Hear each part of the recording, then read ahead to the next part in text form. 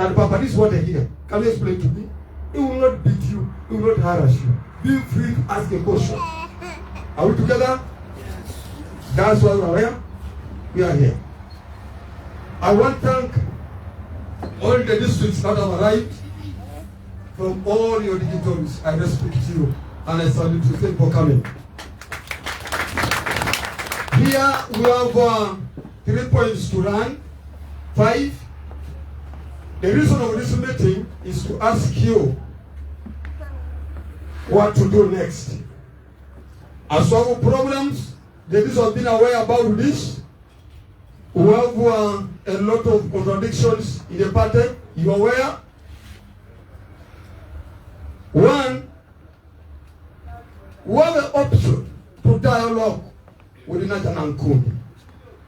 Option number 1 is to dialogue with National Kundi. Option number 2 is to form a new party because we have a lot of youth. 3 is to form a pressure group. You get? 4 is to fight. We're going to fight and die in National Kundi. Fighting is not real. You know, it's not like a this from here. But really fighting. We box one another.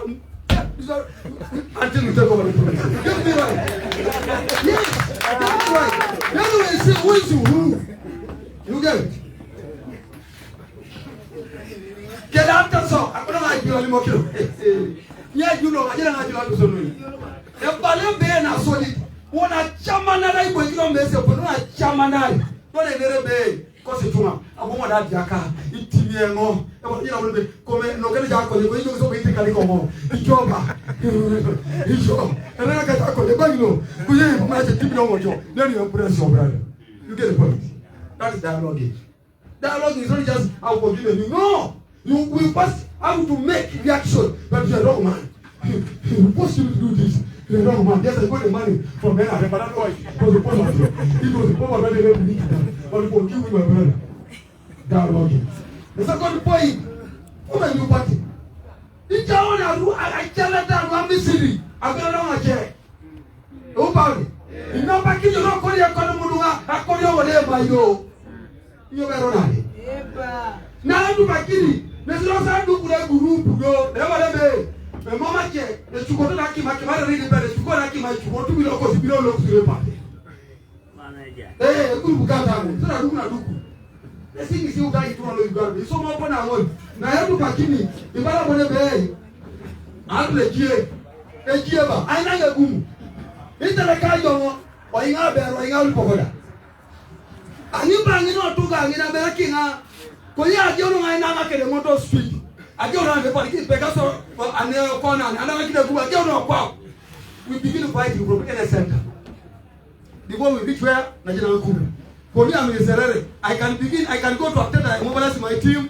As a team of Muriat and team of Doctor, we go to Ateta in the center as we are moving around.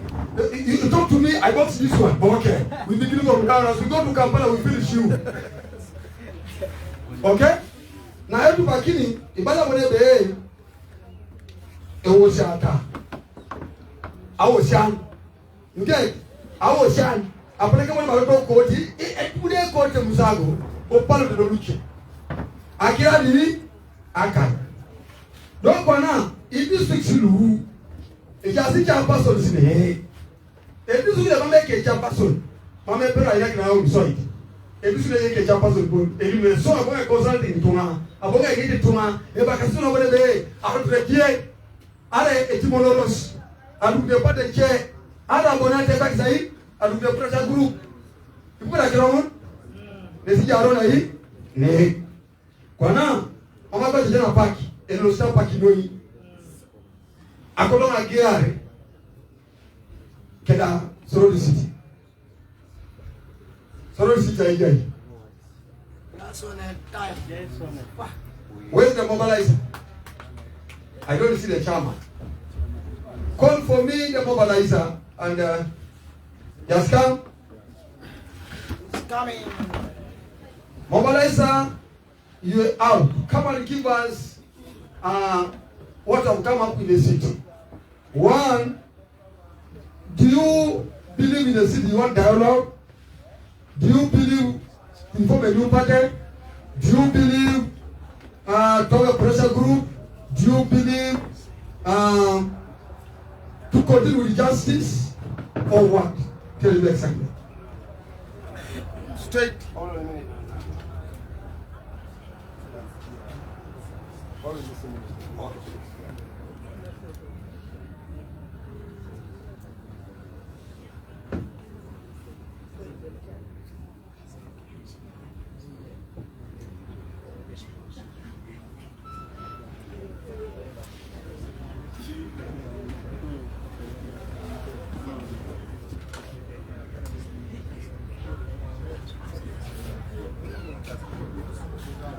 Come again.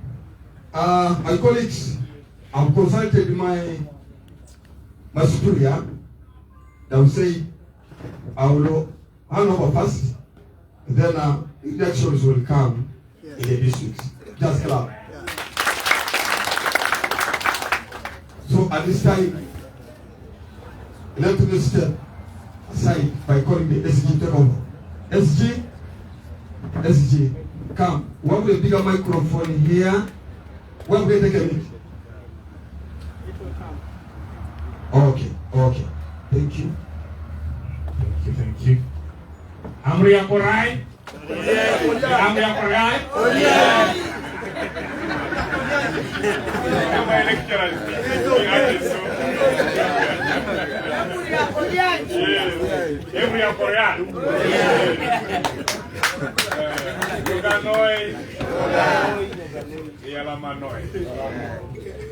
Good afternoon, our brothers and sisters from Teso.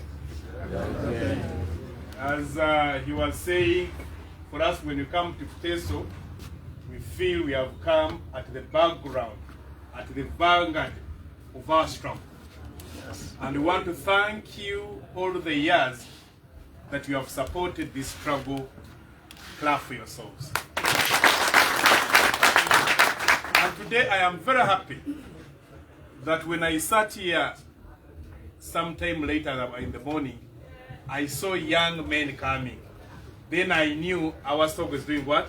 Is growing. But you see, when the struggle is reaching at the tail end, eventually there are those that exit. But any tree, for us in my culture, we say, it is the young tree that makes the forest strong. Not so? Yes. The moment you have a forest that has no young tree, then you know it is about to do what? To die. So when I see you, I know our struggle has life. Because when I come here, I remember the late Omoro. Some of you don't know him. My Mzee from the former agenda knows him. We remember the late Ekemu, Honorable Ekemu. We had strong men here in Teso who spoke for the people of Teso, and they feel that Teso has what? Has spoken. Today when I go to Kampala, I no longer hear the voice of Teso. You even tend to think that poverty is history in Teso. You want to think there are schools. You want to think there are hospitals. You want to think that everything that is needed is what? Is in Teso. But when you come back to the ground, you don't what? See them. Together in our struggle, we ended the graduate taxi. You have a microphone. It's not the best. As a professional teacher, I can speak. Remember, in our struggle, we ended graduated what? Taxi together. Remember that? Yes. Remember, in our struggle, Museveni had wanted to stop taking children of the poor to Makerere. We held his hand, and the numbers what? Increased. Through our struggle together, Museveni had wanted that whenever you go to a public facility, you must pay. We forced him to abandon it, did we? In our struggle, we forced Museveni to give money to the elders, although for us we never wanted 225,000. We wanted slightly what? Higher. That was our struggle.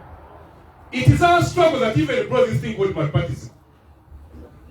It is our struggle that has taught people that when you push Museveni, you can get something. You saw the traders the other day. Now every day is needed. So our struggle has not been in what? In vain. And I want to implore you, those who are getting tired, and the young one coming in, our struggle is at the last minute. I do not want you to get tired at the time when the man is needy and is almost out. We can do it, we can finish it tomorrow, the other day, or the next what? Day. I want to thank our brother from DP, and I want to welcome you and give you at least a minute to come and greet. You know, we say one Uganda, one what? For us, that is what we mean.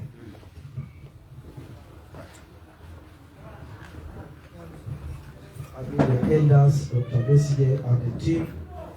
I mean Ssemujju. Good afternoon, I mean delegates. I want to make a very humble statement here. I believe whoever is here, you have a demand for change. You know my name as Moses Ochole. I lead a team known as Teso Kwanza. It's important to recognize, the struggle of this group. You can't remove, Ferguson from the history of Manchester United. That's clear. And I want to ask you members who are young, the recent election in South Africa, they requested, Becky to come back. It's older than Besigye. I am very sure. So the struggle we are in, it is not about Ochole. It is not about anyone. It is to free this country. I can assure you. All of you, you don't have jobs. Both informal and formal. Which kind of a country is this one? You travel from Uganda to Saudi Arabia to base on the people. It's a very big shame. So for me, as an elected leader, I will be at the sports ground to join this team. And I have my right as Ochole. I don't need to ask him more. I don't need to ask anybody. I am here as a Ugandan. I am not here as a Mteso. And the struggle of this country is about freedom. Once we liberate Uganda, I will also retire from politics. Is that clear? So the delegates, you should not be intimidated. In terms of Kwanza, we shall protect you. But let's be also united, objective. Election is coming. If today you are here, tomorrow again you defect. You demoralize the team. Please, members. So I assure you, I will be with you as a team struggling to liberate Uganda. So please, it's not my day to speak.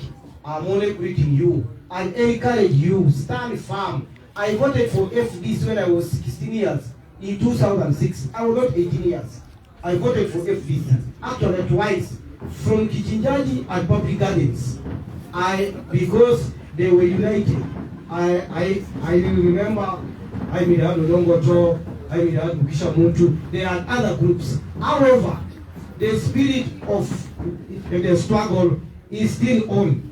These are only people, but they are not tired. So please, it's up to us, the younger people. You must mobilize the people, whether it will be a new party. I can be the vice chairman of the party, Eastern Uganda. You just please, I've assured you, we shall support. Our hearts are open for visitors. We don't own the delegates, Dr. Besigye. These are Ugandans. And they are free to express their views and belong. Anyway, I reform, I can welcome the FDC, if I'm right. So these people are not here by mistake.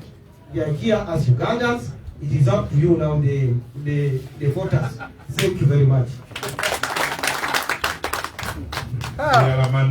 My president. Oh.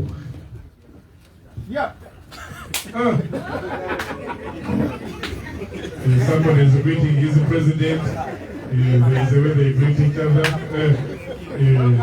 Yes. This is testing. Allow me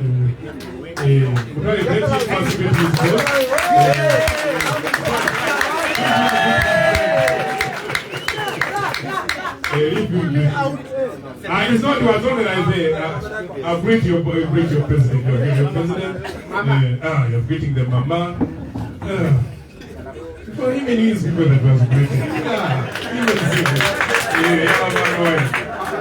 Thank you so much.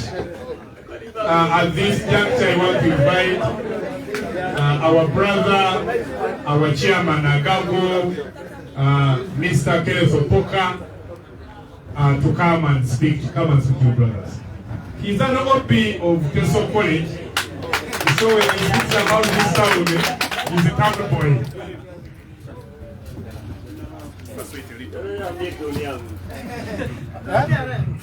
Man, tinggal bawa dia punya di batinan seki somata yang mengaji.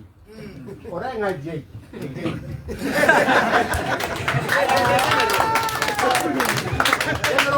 One Uganda, one people, one Besigye. Allah, salam Zimbabwe.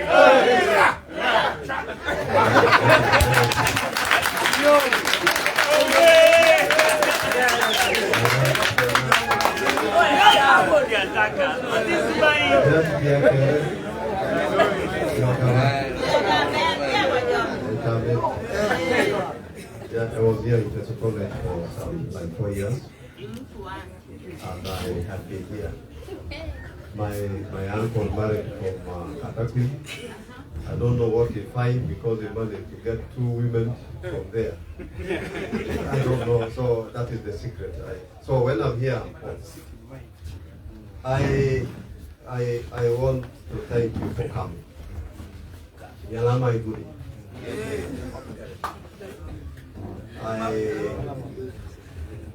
Our purpose of coming, I'm the chairman for FDC Agago.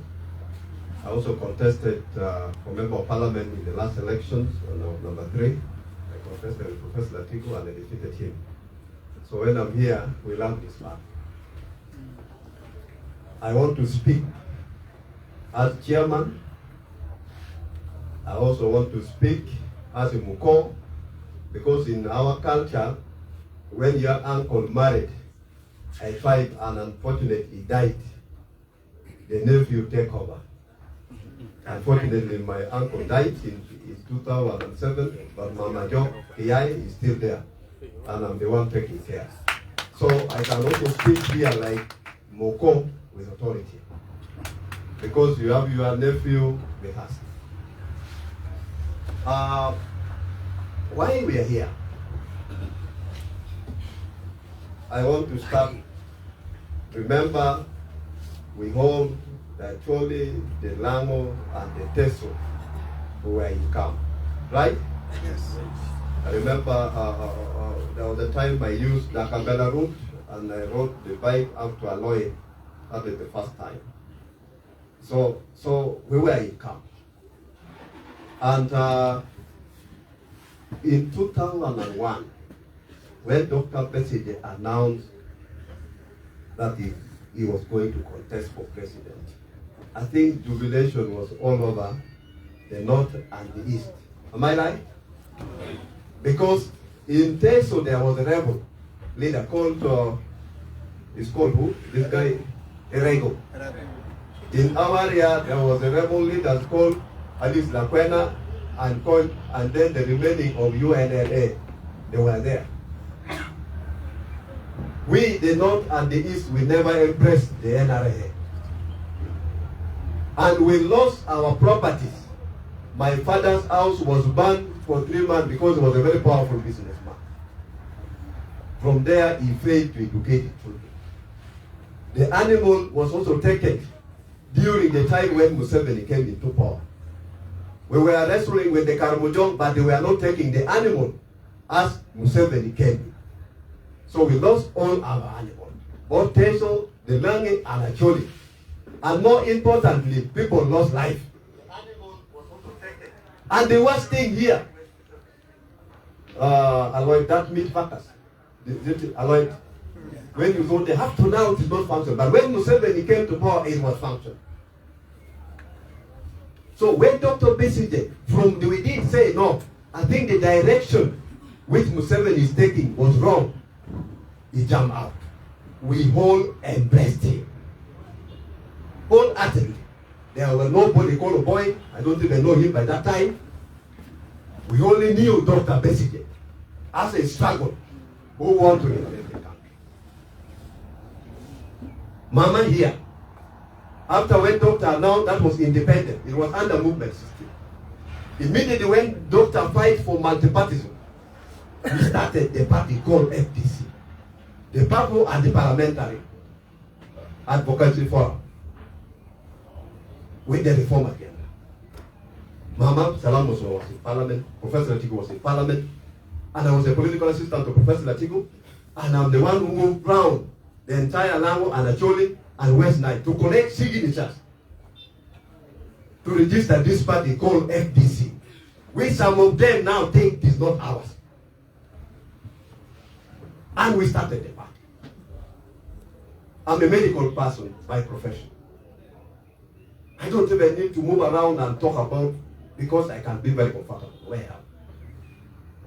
But later on, I joined the struggle. I lost my sister. After the forming the party, I was elected the chairman of the party. I've been the chairman until now. I'm the chairman of the party. So I know what happened. And we are here in Teso to tell you, those of Oboy, Nandala, Atan, Alo, they have been telling you their stories. You get from me also. Because I sat in NEC. I go for National Council. What happened in 2017? When there is an internal election, as usual, the party agreed that let's go for election. There were two candidates for president, General Mugisa Mutu and Patrick Amore Oboy. For me, I opted for Mutu because I consulted the leadership of Teso and none of them were agreeing to go with Oboy. I can count them: Okupa, Andrew Nuchege, my teacher, Imingo, Julius. Igual was just a secretary here. I don't want to talk about it because he was at the lower level. Yes, he was so those were leaders. None of them agree. They say, no, this man you are bringing will betray you. None of the Teso leaders said because they never supported. So they were with me and I was their campaign team to campaign for Mugisa Mutu. These very people here, they are the one who ferment Oboy and give it to the Uganda. And if there was hatred, then not them should be Upoka, because for me I never voted for him. So we campaigned and Oboy became the party president. For one Uganda, one people. Not for one Teso, one Uganda, because it's changing. So when we formed the party, that's what happened. In 2001, the issue started. I campaigned for parliament. The least money I got was 2 million. Atan got 250 million. If we ask, where did he get the money from? What happened? The whole team that supported Mutu, Nandala and Oboy, after assuming the position, started fighting Alaso, Oshege, everybody here, including John Enomo, who was the chairman. Because I came and had a meeting here with them. We tell them, you reconcile with this thing. The only option, because they were very arrogant and they anyhow. I want you people to understand that our movement and coming to Teso, we don't have anything personal against Patrick Oboy and Nandala Mafobe. We don't. Just take it from us. But we are only mourning that the party that many people died, the Muse is here. I educated my children up to university. They cannot get job because I'm opposition. I know if I'm affected, what about you? This is a thing we need to talk about. So the matter came to National Council. We started seeing things which have never been before. You go to Najana Kumbi, you find Nandala brought a gun. For the first time for me to see a gun. They were very indisciplined, if it is in my area. Because you cannot carry a gun from Bugisu and take it to Kampala, where Timutu is. You see how people are being headed. And they were there. They took over the headquarters. You reach there today, you find a meal, they say, Nandala, no, Mama, you're not with us, don't enter in the car. They started taking people and taking them to Entebbe. You come back in the morning, find the chairperson of the party drunk, standing like what? Can that person make a decision? You are given 300,000, something which we have never had before in the party. Strange things started happening before even doctors said there was money. So when the issue of these rumors of money came, I confirmed. Because the chairman for Lamo got 300,000, and the next day when he got 500,000. I have never gone for those things. So I want you to take from us. These are real issues. Hi Kenneth, I will never be accepted. Because I was not part in the negotiation of the money where they got it from. To be taken to Museveni. And that's why we are here in this. I want you to know, we all love this party. Now, instead of these people saying Nandala was given a secretary general, I want you to know the party get, because of the number of member of parliament, 1.4 billion shilling per year. If we ask here where a boy come from, do you have any party activities taking place? Do you have? Instead of coming to account for 1.4 billion, they have already been the president like for secretary like for about 7 years. That's I'm not a mathematics, but that's about 14 billion. If you ask them, where is the money? So I want you to understand what pained me mostly when I went for Sarah Paro in the Peru. I saw these young leaders.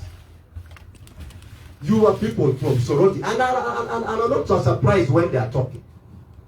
They even wanted to come and fight us when we are sitting down.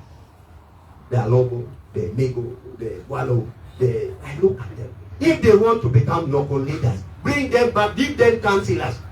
This is my information, because they have already gone that level. They are no longer a councillors. They are member of parliament and they are national level. Why do they behave local? And they want to betray the image of my uncle, the Tesu, whom I know they are very bright, very brilliant, very united, and they love Uganda. Why? You must tell them they are your son. That's why we are here today. We don't attack them, but you must listen. These are issues. Now my question is, they are not going to campaign. What they are doing is to say, Doctor, you are this doctor. Doctor doesn't want to be the president of the party. The term has already expired. We want somebody for the struggle. For me, I'm for the struggle to remove Museveni. Now, for these people, they struggle to remove Dr. Besigye. Not even NRM now. Is that the struggle? Can they bring out people who died in Mupura? Can they bring our animals? Can they bring people who were buried during the camp? What about these youth who are employed? So we want you people to take this message from us. That there's nothing personal. If they really want to remove Museveni, let's join hands and remove what? Museveni. That is the message. But if they want to remove Doctor, Doctor doesn't want to be the president of what? For the party. So you must now see the difference. And I really pity. I want to pity the leaders. You elected them. That you must stop them. That FDC is one Uganda, one what? Not one Teshu. I was surprised yesterday as I was moving at night. Try to campaign, to demobilize. What does it take? So these are the message. You tell them, and for me, these are young people. We recruited them in the party. That's why I'm talking here. I've held meeting in Teshu more than 10 times, talking to them when they were not leaders. So, because you are my neighbor, our suffering are the same. So we must speak to one another. One Uganda, one people. Apoyo matter. Apoyo. You have had your what? Your neighbor. You know, as I was speaking, I remembered. I don't come from Teso. I was on Power's campaign. From the time he started, we moved around the country. And Power, unfortunately, had never made a name in this country. Even after spending 15 years in what? In the parliament. We took him to Uganda, we took him to Western, we took him to the north, and even here. In the whole of Teso, we have over 1,000 votes. Of 100. He got 15. Eh? Those now who claim to be what? 15 voted him. He beat General Muntu hands down, using votes from Uganda, Western, and the what? And the north. Don't allow to be isolated. For me, I slept with Power in the same room. We never had the money. Would share a bed, say, my brother, share a bed. Because we are campaigning against the team that had the money. Then I heard that Dr. does it like who? Amuria. I have heard them here. Let me say people. The platform that Doctor created, Amuriat got 3 terms of what? Of MP. Not 3? When he went to Parliament, Doctor made him chairman Kosase. Although most of you even don't know that. When he lost, he was rehabilitated and we worked to make him part of what? President. For the first time in the FDC, we said our brother does not have a big car. We are going to use party money to buy a vehicle for the what? For the president. He never had a vehicle for the party. General never had it. But because we loved our what? Our leader. To become our leader. So when we hear this nonsense, they don't like him. What kind of love do they want? Honorable Naboth, come and speak to our colleagues. He's the MP of Rubabo. He's one of the fighters of corruption in the parliament. You saw when he was dealing with Minister Musenero, who bought a rat at 15 million. This one is the one that said, you woman. But this one don't punch them, eh? Yeah, these are our friends, eh? Thank you so much. One people. One Uganda. One people. One Uganda. One Uganda. My name is Naboth Namanya. I'm a member of parliament representing Rubabo. And Rubabo is in Rukunjiri district. And the Rukunjiri district is in Kigezi sub-region. Over 500 kilometers from here to Kigezi. I want to welcome you. Organizers, I want to thank you so much. Doctor, thank you for being here to address this group. I'm very happy that you have come here to get a very good message. We are saying one Uganda because indeed we are one Uganda. I have been here several times. Even last year I was here in Igweri constituency. There is a good friend of mine, Honorable Tom Ekubu. I've been here several times. And the reason I've been here is to unite us, to unite the Teso, to become one Uganda, so that we fight a common enemy, who is the junta. One time I was here to get the votes of Honorable Atan Moses Okia. I was in running battles the whole day in a Juakali, a very terrible polling station. Yes. Running battles from Kigezi, from the Wachika in Kigezi here, to unite you to fight a common enemy. The whole of that night we were just in a hotel. I slept in another village called Eneku. Village belongs to Catholic somewhere. I've been here several times. Why have I been here is to make sure we fight. Until when Uganda belongs to all of us. I've been with Honorable Amriat Nikigezi. He's used of this terrain, this relief which is flat. In Nikigezi, you must be strong to connect from one village to another. You sweat plasma. You sweat blood from one village to another. The distance is equivalent from here to home. We travel together, me and him. That is the person, when we come here, they say they are fighting. We are not fighting Amria. We are not fighting anybody.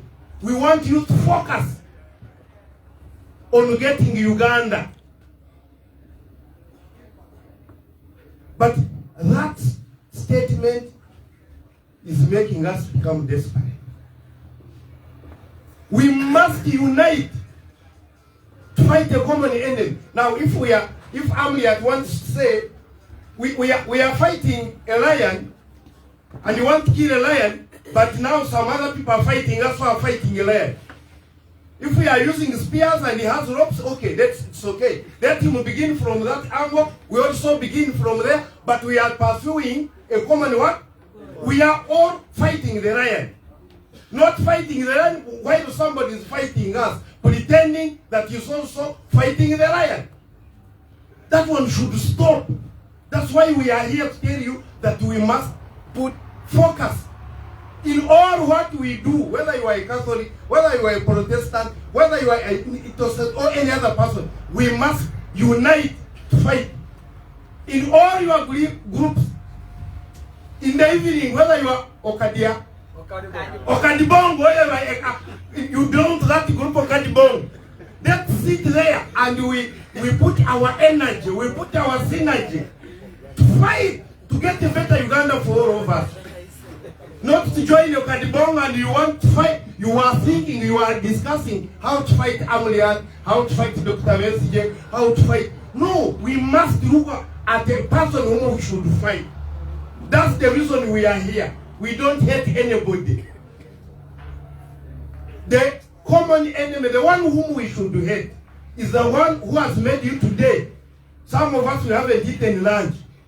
Some of you don't. We have not paid school fees. Why haven't we done so? Who has made us not get money? Who is making us live in that absolute poverty? You are poor. You have married, the wife is poor. You are producing children, they are poor. They will also marry poor people. We are living in that perpetual poverty. Who is the cause? That is the one we must target. We should not target Amriat, we should not target Dr. Besigye.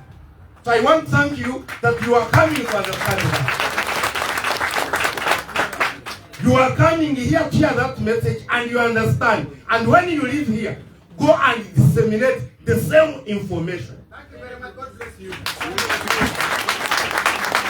Tell our brothers who have stayed there that these people have come to tell us to rejuvenate, to start again the fight towards a common enemy. Not these other people. Why should we fight Amria? What? He's also, it's like me. One Uganda! One people!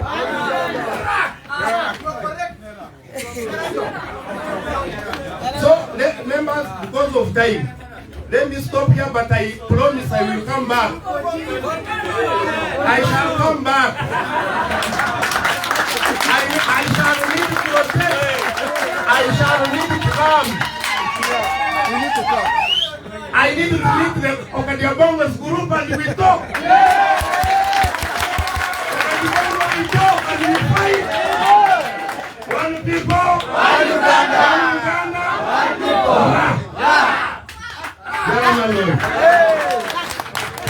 Thank you so much. And tonight, we shall be on Radio Veritas, for 3 hours. Tell your friends, send messages, and what? And now I'm inviting the person who is our brand manager, the person who led Honorable Amria to be nominated as president. Is none other than Honorable Ibrahim Ssemujju Nganda, our brand manager, our spokesperson, and our MP.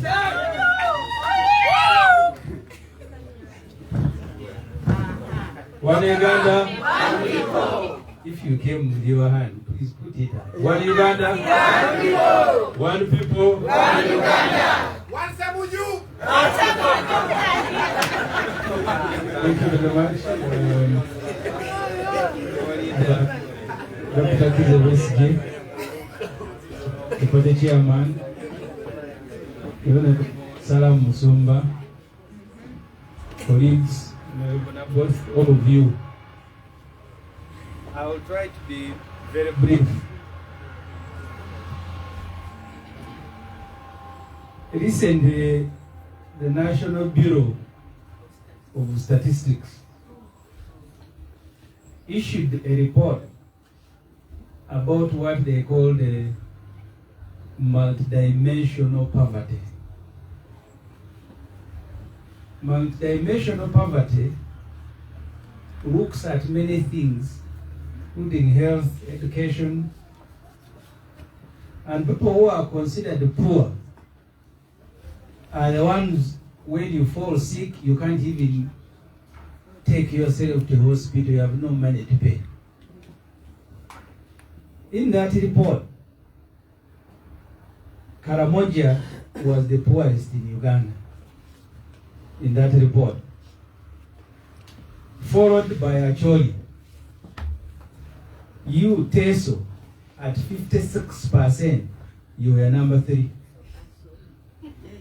This is a report of government. If you have WhatsApp, I can even leave it here and we share. It's not mine.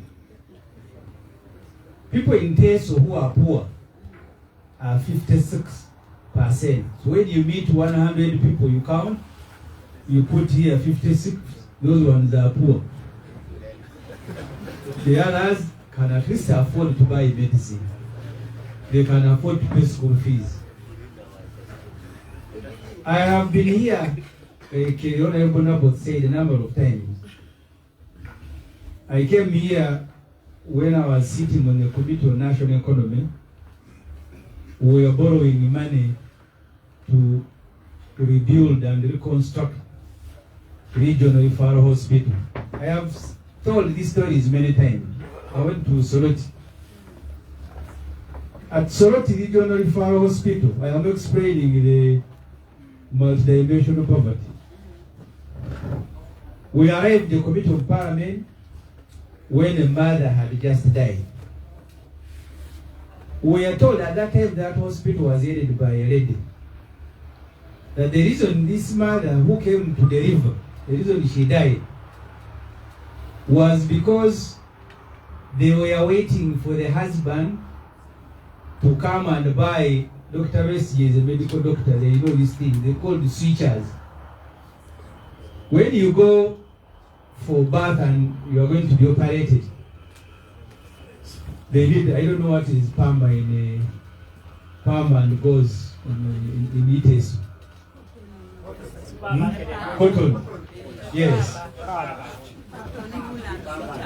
Switchers. So we are told that regional referral hospital, that they waited for the husband to come and buy pamba, cotton, and gauze. And he couldn't arrive on time, so the mother died. The lady said we didn't have switchers to operate her, to remove the baby. We are very angry. And she told us that every day they were delivering about 20, sometimes 27 mothers. And said, even if I use my salary to buy switchers for everybody, it will be finished in 3 days. So they looked at that lady until she died. They have told you in Teso, you are at 56% dimensional poverty. You can't even buy switchers to go and have a mother operated to remove the child.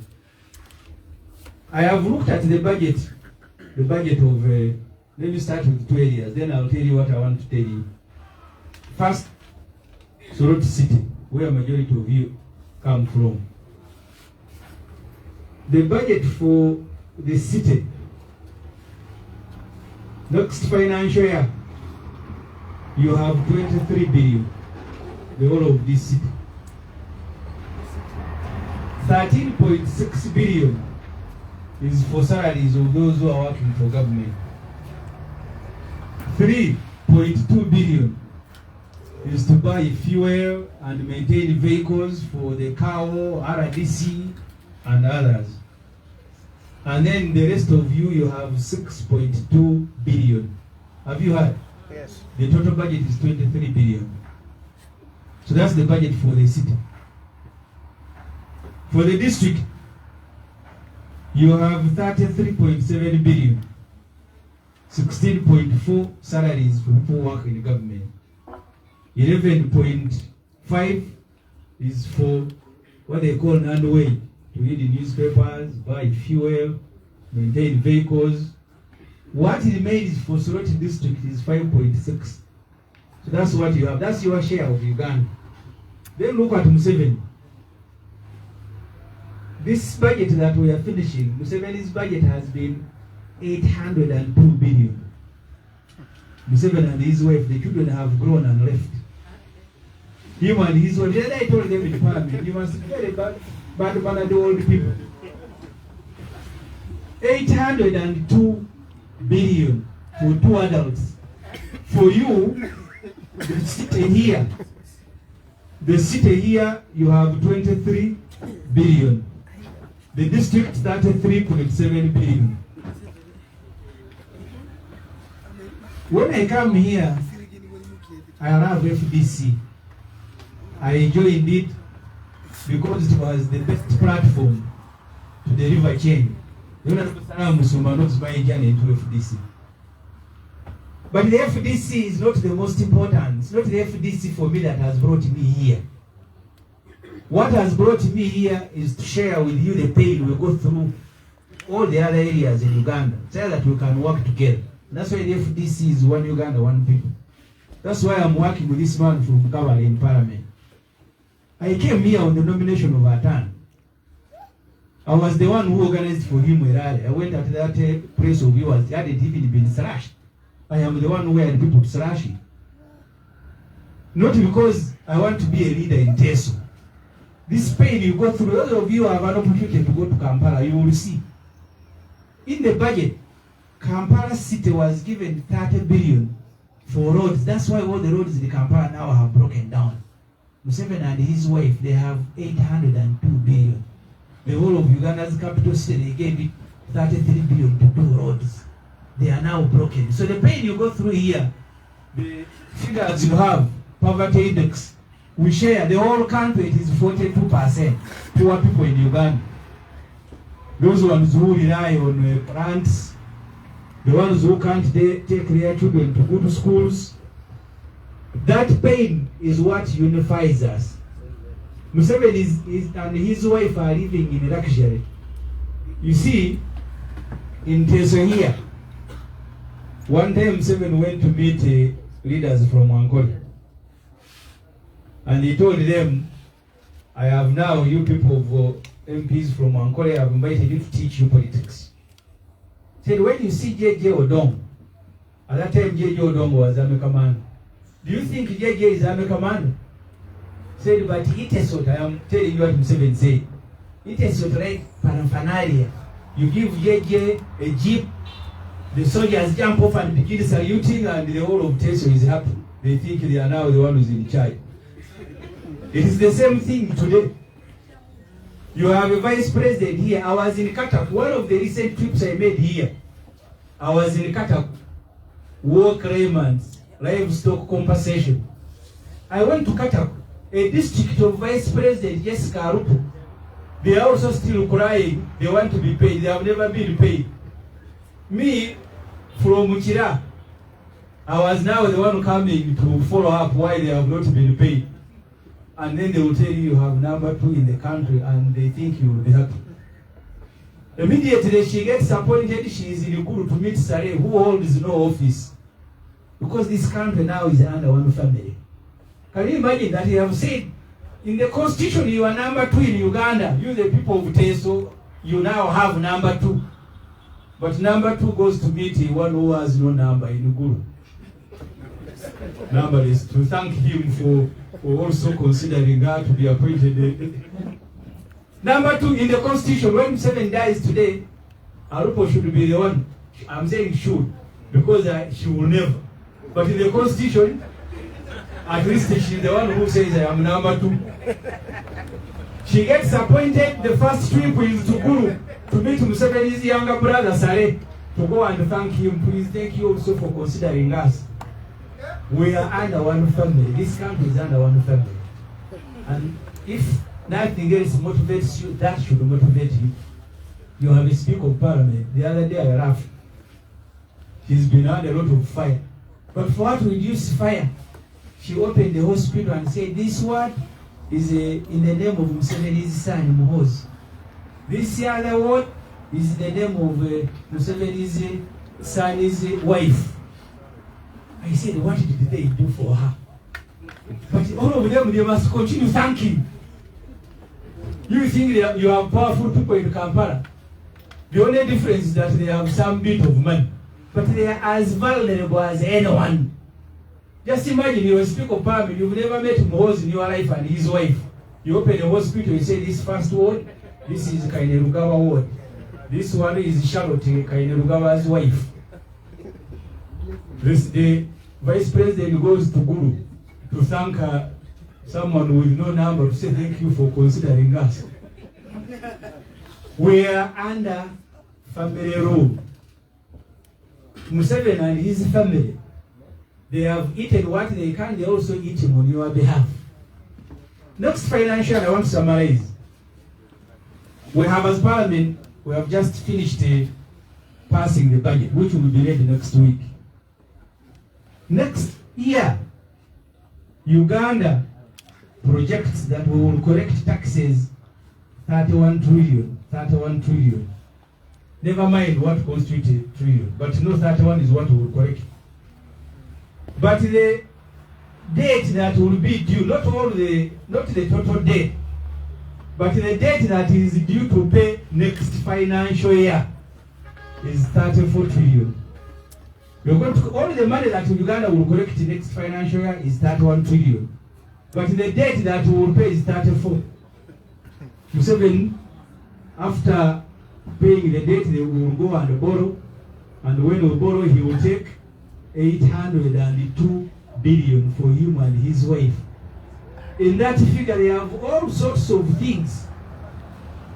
For example, the money for entertainment for Museveni and his wife, to get dancers to dance for them, 4 billion. The money to develop Soroti, all of it, 6 billion. But the money for entertainment, I am now breaking down the figure of 802. So therefore, the reason I came here, I said I like FDC. I joined the FDC because it was the best platform with the best leaders who can lead this country. But everybody must understand, why are we fighting? Why are we in this?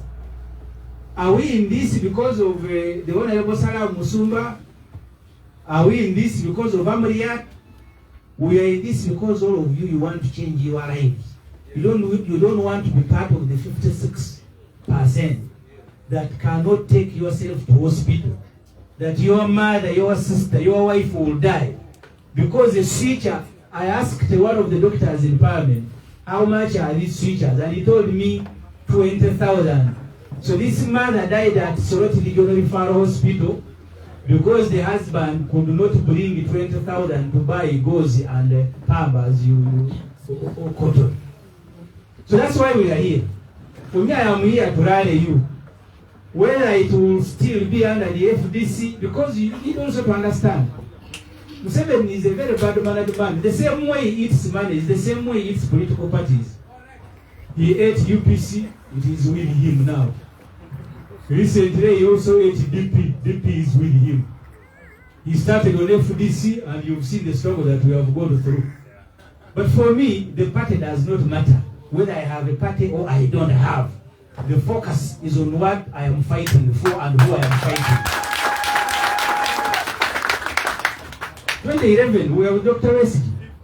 When we started protests in Kampala, we formed a group called Action for Change, FOC. Museveni took it over. We formed the 4GC. He went to court and took it over. So we must keep forming groups because you are dealing with the mafia.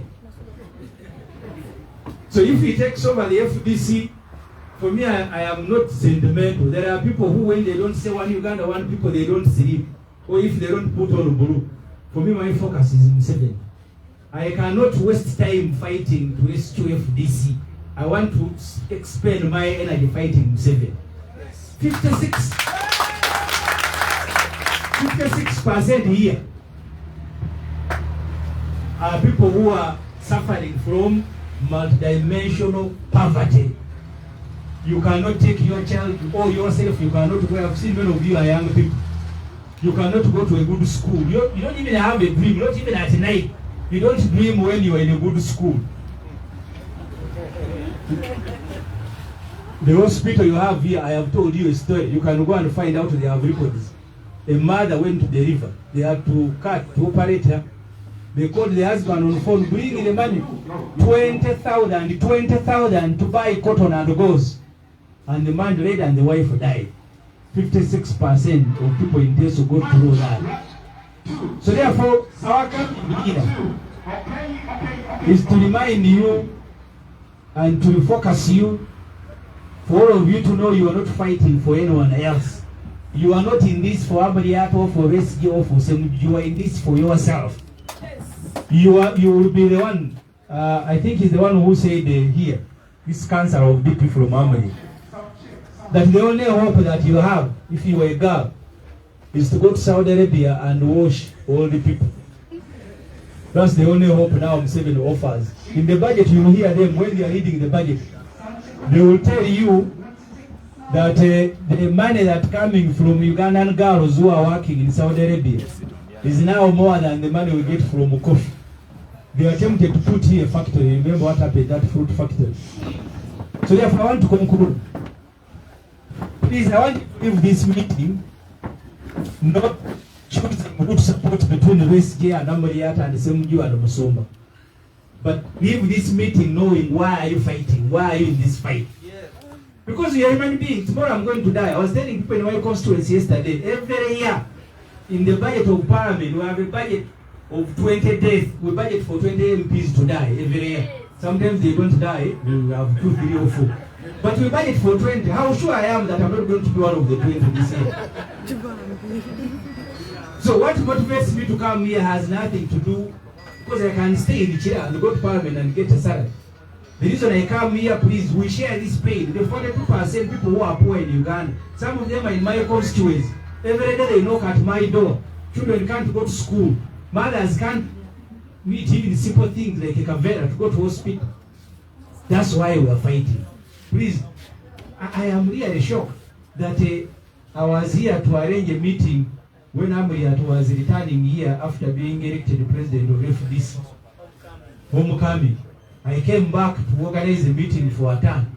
That they are in town now saying don't go to listen to Besigye and Ssemujju and Musomba and others.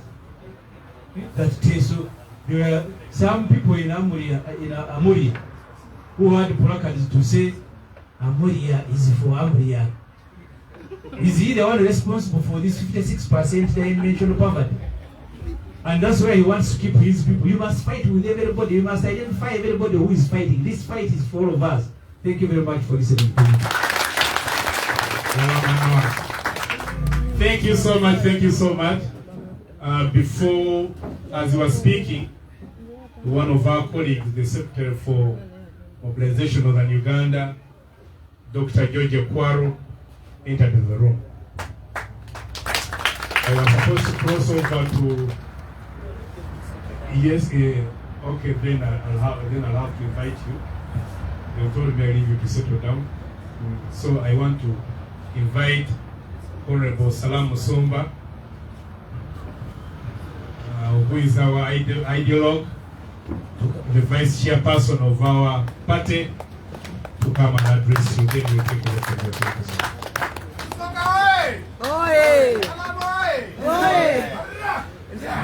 Thank you very much. Allow me to thank you.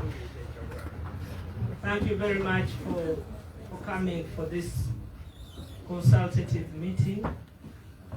Thank you for coming for this conversation about our country. And for also being interested in our party. because you are here largely because you believe we are one Uganda. One people. Is that what you believe? Yes. Let me see. One Uganda. One people. One people. One Uganda. And one Salamu Sumba. 20 years ago, we chose that slogan in Kampala. 20 years ago. Before you were born, before he was born, before she was born. We chose a slogan called One Uganda. One people. You like it? Yes. We made it. So clap for us. I'm not interested in talking about it anymore because I'm angry. I am very angry. 20 years of my beautiful life. 20 is what I'm seeking to rescue. Rescuing 20 years. And I am the lucky ones. Many of the people we started with are dead, poisoned, broken, shot in the stomach, tear gas, cancer, out of all those things. 20 what? 20 years. We will be 20 years this year. And what I hear from wherever I go is that this doesn't matter. Where we come from doesn't matter. Can you be your father's son when you don't have a father? No. So I'm here to tell you about who we are and what we meant to be. 20 years ago, they had abolished all the parties.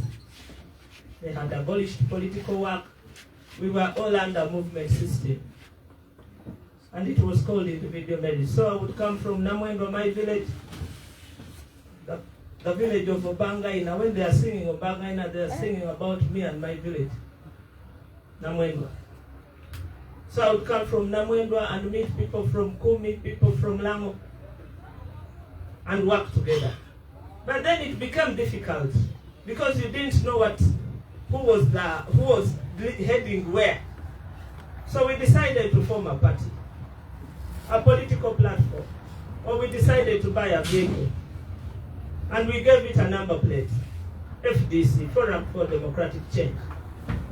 There were 3 groups that bought this vehicle. There was Reform Agenda, and that is the political platform that Dr. Besigye had used for presidential elections in 2001. You remember that? Yes. Mosaic 2001. Just stand up. You are the owner of that vehicle. Yes, One Uganda. And there was another group from Parliament called Parliamentary Advocacy Forum. That group was led by Honorable Augustine Ruzindana, all the way from Ntungamo. The one of Reform Agenda was led by Ssemujju, because Dr. Besigye then had been forced to run away from Uganda. He was going to be killed. So he was in South Africa. The third group was called a National Democracy Front, led by a man called Chapa Karuhanga. He now lives in exile in Zambia. 3 groups, 3 teams sat together in Bonita 1, Bonita 2, and we agreed to form a party called Forum for what? Democratic Change. We even made a constitution, this one. This small little book, we made it. And so we decided to form a party, and the entire country agreed that you cannot form a party without Dr. Besigye. And Dr. Besigye wasn't in the country. And he could not come back. So we went to where he was. He was in South Africa. We went to South Africa. I led the team that went to South Africa to discuss this party. South Africa. Not Kanyuka. Not Namwendo. South Africa. We went to South Africa, about 50 of us from Uganda. Other people came from America, Europe, Canada, and we met in South Africa. And we agreed, we are going for war, we are going for battle. Let us take Dr. Besigye back home to champion this battle. We pleaded with his family, we said allow us to take him, and we brought him.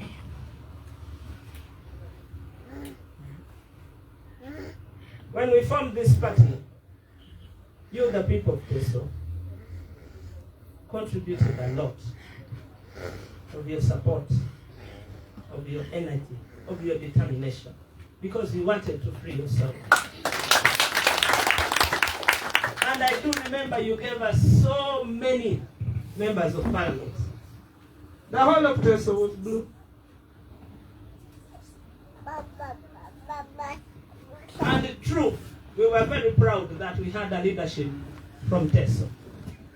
The first leader we had was my sister Alice Alaso. We made her Secretary General. You remember that? She was the pioneer Secretary General of this party, the first. And we were the only party which had a woman Secretary General.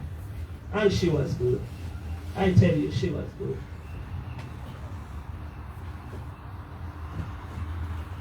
We had so many leaders, I can run through them.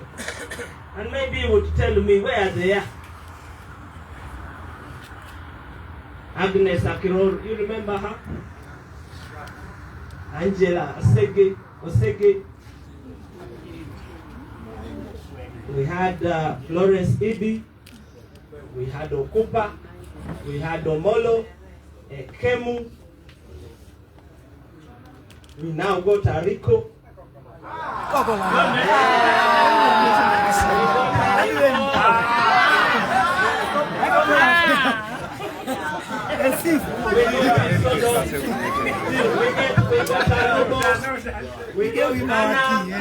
We got Ochora and many people.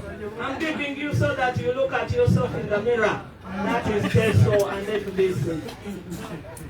Okay? I want you to look yourself in the mirror. That is Teso and FDC.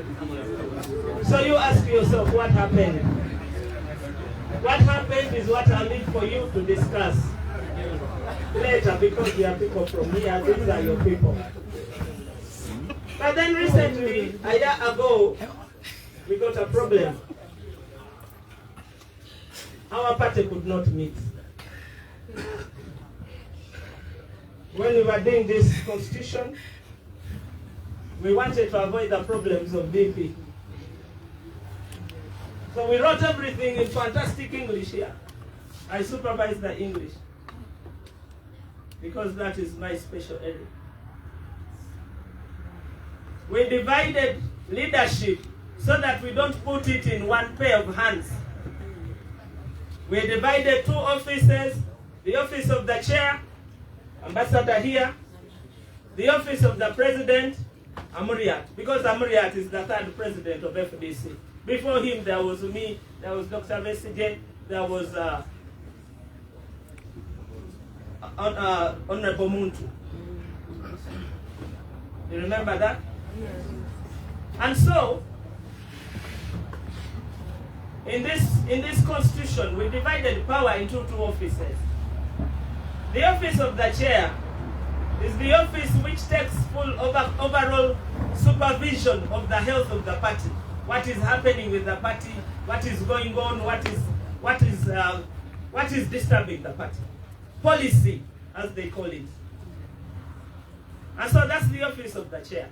And the chairman is in charge of the National Council and the National Delegates Conference. The National Delegates Conference is the supreme body of our party, FDC. National Delegates Conference. That meeting is called by the chairman and it is chaired by the chairman. It is the one which elects, it is the one which decides the future of the party, strategy.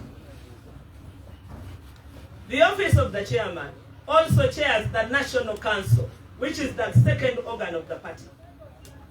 After delegates conference, where 1,000 people meet, you come to where all the district chairpersons meet, which is National Council. So those are the areas of the chairman. Then the daily running of the party in this constitution is by the president. The president takes care of the National Executive Committee, which is cabinet, and also takes care of the working committees. When Dr. Besigye was the president of the party, we used to meet every week, the National Executive Committee. And his advice to us was, meet and talk all the time so that you understand each other and you avoid the mistakes that you could have done. So we used to meet every week. People would get tired, we would say we will solve their own. We met every week. There are 52 weeks in a year. We met every 52 times of the year. For all the 7 years he was there. When Muntu became the president, we followed that same route. And the minutes are there for everybody to see. Because we wanted to move together without having cliques, without having problems in the party. When my brother Patrick Oboya Muriat became president, when we made him president, we, including me, we started meeting in the traditional way until we all thought we were safe.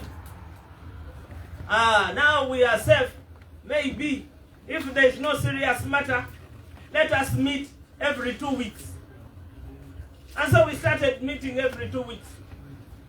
When he couldn't make it, he would delegate Honorable Anna Adeke. Because Anna Adeke is the vice president.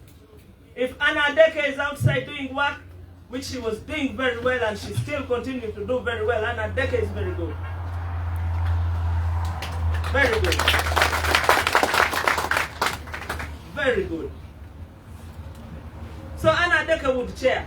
If Anna Adeke wasn't there, he would delegate William Zoe, the MP from Kasese, because he's also one of the vice presidents. The other two were P.P. Okin, who is the MP for Aswa in Kitgum, and the other one is the Lord Mayor. 4 deputy presidents, 1 president. 1 chairman, 4 vice chairpersons. I'm also vice chair. And so we run our party like that. Then beginning of 2023, we started seeing strange things. Whenever you came for a meeting in NEC, you would find goons lurking in that compound. And I kept asking, you people, what is happening here? I said, no, there's no problem.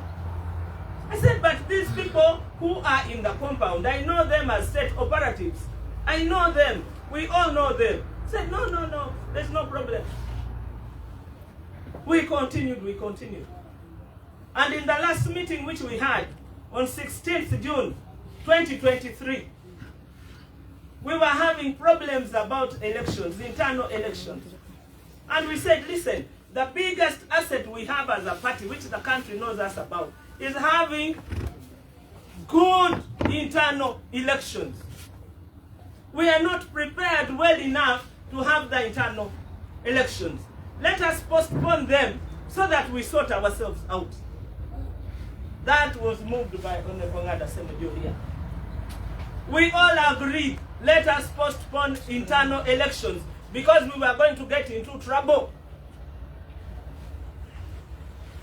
We also said, let us have a retreat so that we can talk to ourselves. There are problems in-house. Before they go out of the house, let us talk about them and sort them out.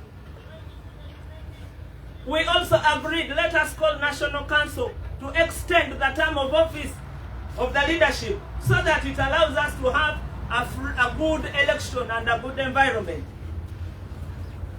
That is the first time I got to understand that my brothers were working for different agenda. They were working for somebody else. Because soon as I got on the plane to go and do my work in London, they called a meeting of National Council, and they are not the ones who call National Council, it is the chairman who does. But Secretary General calls. I said, listen, my brothers, that's not your power. That is when Honorable Nganda decided that, listen, we must tell the public that there's a problem inside. He called a meeting. I didn't attend it. To tell you that inside here there's a problem, let us solve it. And when all the mechanisms of solving the problem failed, the chairman went to the headquarters to say, please stop. Stop all this. Let us come back and solve the problems before they go out to the entire country. That day when he went to office, he was locked in. He was locked in the office. He had not gone with his medicine. He had sent his driver to do some work in town. By the time he came back, they could not allow him to get out. His medicine was due to be taken. He could see he was under capture. Remember in 1966, you who read history and you who are old enough, when the Kabaka's palace was attacked. That is what happened to us. Watching my chairman jump the wall reminded me that we have gone into a crisis now. Like Uganda went into a crisis in 1966. So, the president, yours truly, Engineer Patrick Oboya Muria, captured Najanakum. Stopped all the meetings. All the meetings. Because in this book, the little blue book, it is only the president who calls National Executive Committee. And if he's not around, he delegates. He refused to hold the meetings. He refused to delegate. We hit a crisis. As chairman, we had a meeting and said, now the best thing to do is to invite a national delegates conference. Because now the problems are expanding every day. The next thing we saw was state power in Najana Nkumbi. Now the police was defending Amuria and Nandala. We said, what don't we understand here? That is why you find there's Katonga, because Katonga is the legitimate leader. Why? It is only the National Delegates Conference that elects leaders. That is what happened when Amuriat was being elected. That is what happened when Dr. Besigye was elected. That is what happened when Mugisha Muntu was being elected. The National Delegates Conference is called by the party chairman and chaired by the party chairman. Nobody else. And you can only chair, even me the vice chair, I can only chair when he delegates me to. If he has not, I don't. So they come and tell the world that one of our colleagues, Chibuka Mukalas, the vice chairman with whom we've been sitting in the chairman's office and having meetings, is the one who called the meeting. When we took them to court and said, listen, don't do this to us. Ugandans are crying for change and you are killing the vehicle. Supposed to deliver them for this change. You don't do this to us, brothers. Because people have been bought and they have gone.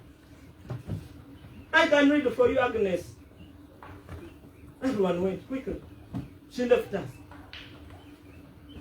But how can you want to take us with you? Leave us, leave our party, for which Ugandans have died. So then the fight went on. And the fight goes on. And it is sad. 20 years. 20 years. We had a member, a founder member, the late Sulaiman Chigun. All his wealth was stolen. We formed this party with him to recover his wealth.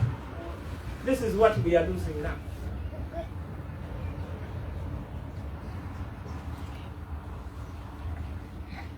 This is not a joke. It's not a joke. So, I want you to understand, when we talk about FDC as a vehicle that we formed with our own intelligence, our own brains, our own energy, we talk about it with love. We elected our brother, Amriad. He had lost an election in Kumi. We said, don't worry. Come, let us work for Uganda. Alaso said, don't. I met her in Mora and she said, what did I tell you?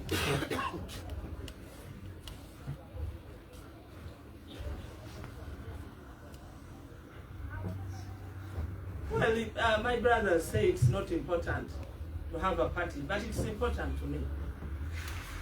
Me, Salam, who was given the responsibility to deliver the first National Delegates Conference.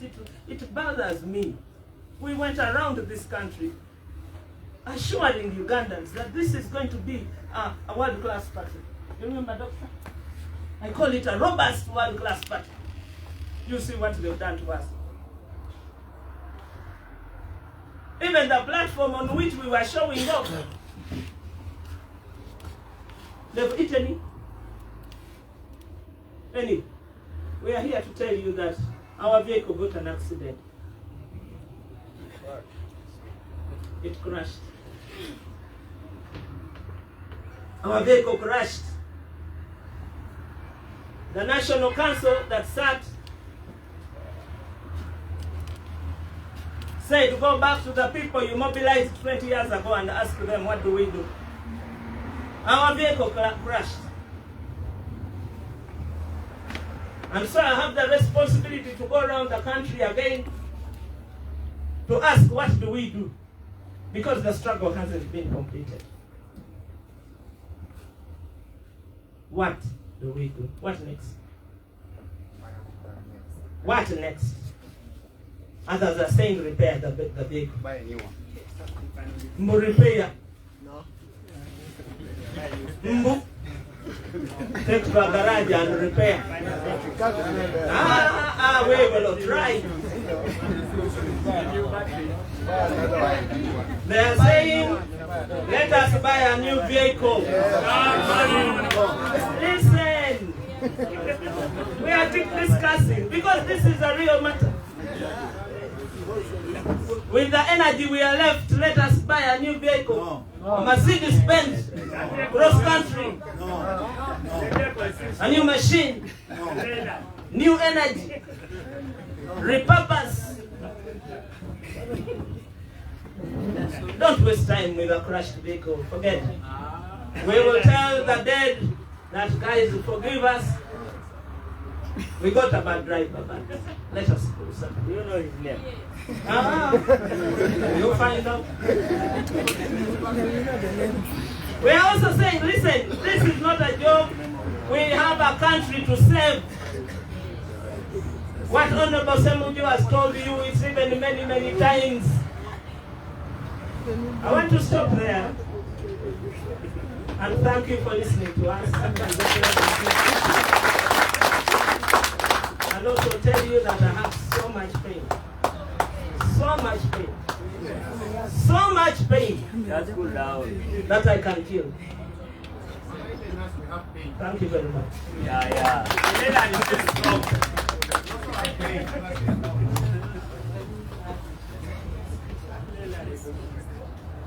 One Uganda. One people. One people. One Uganda. And the people of Kamili to hear. One Uganda. One people. People. One Uganda. Let me now invite our founder, the champion of our fight. Hello.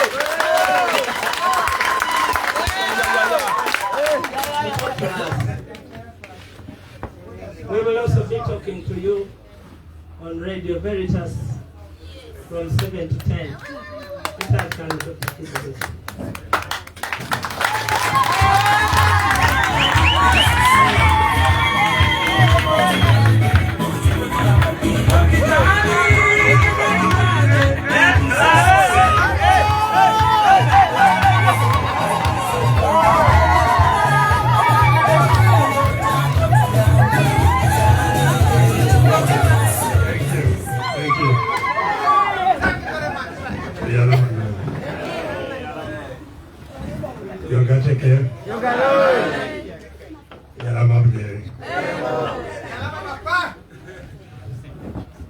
Very, very glad to be here once again. As I have already said, when I'm in Teso, I am home.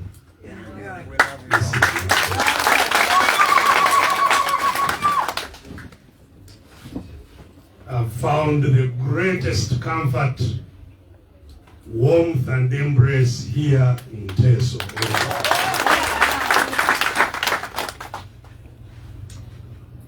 What Honorable Ssemujju said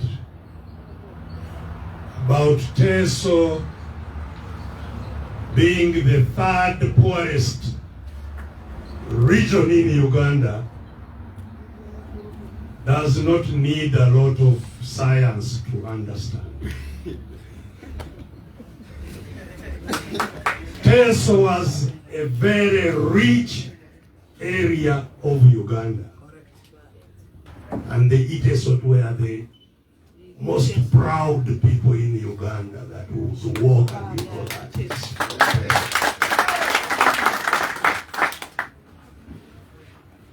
And what happened in Teso, our brother Opoka, he has stepped out, talked about what happened in Acholi, Lango, and other areas. But it has happened actually all over the country. Even the area which is considered, I think, less poor, which is the area around Kampala. If you go there, the poverty is unbelievable. Some of you may be having TVs, you may be seeing these acrobats these days who jump and kick people in the necks and hit them on the ground and grab everything they have. They are around Kampala. And they are fighting for their lives. They have nothing to eat. They have nowhere to sleep. The problem, you see, we must understand where we are talking about the problem in FDC.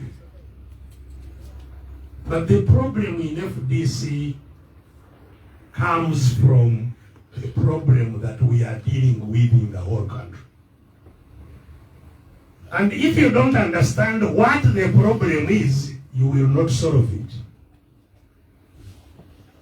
So I'm glad that I'm talking to especially young people, because this is your country to suffer in more than me.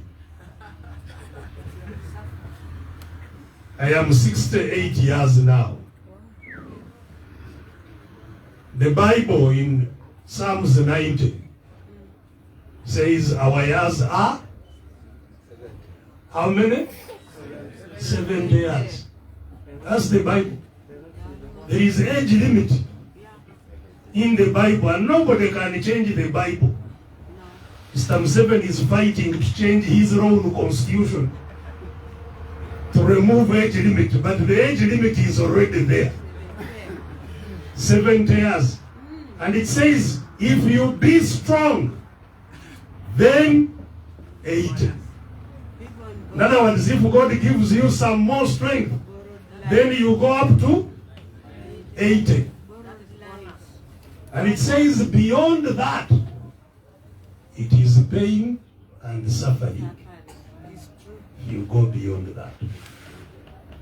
So, I am remaining with less than 2 years now. Itself. Because I was 68 in the airport.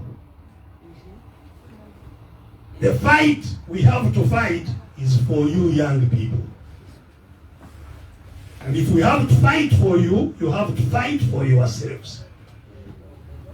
That's why I'm glad that I'm talking to many young people here. Because you must fight for your survival. The problem, as Honorable Ssemujju has told you, is that we live in a country which is not ours. We live in Uganda, but Uganda is not ours. In fact, we live worse than those refugees, people who run to Uganda, than those who are born here. The people in the refugee camps are looked after by the United Nations. There is a body composed of all countries which looks after refugees. So it cannot look after us. Yet we are also like refugees. So real refugees have somebody to look after them. We people who are who call themselves Ugandans and are supposed to be looked after by the government of Uganda. The government of Uganda is not there, and the body looking after refugees is not there. We are on our own.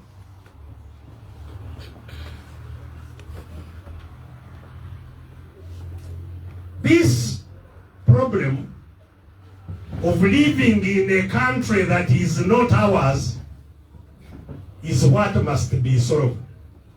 Because whoever has control over Uganda controls all its wealth. Are we together? When the British formed and controlled Uganda, Uganda became the property of the British. I don't know whether there were land titles here, but the British introduced land titles. Ownership of land with the title was introduced by the British. And all the titles in Uganda were labeled Crown land. In other words, the land of the Crown of England.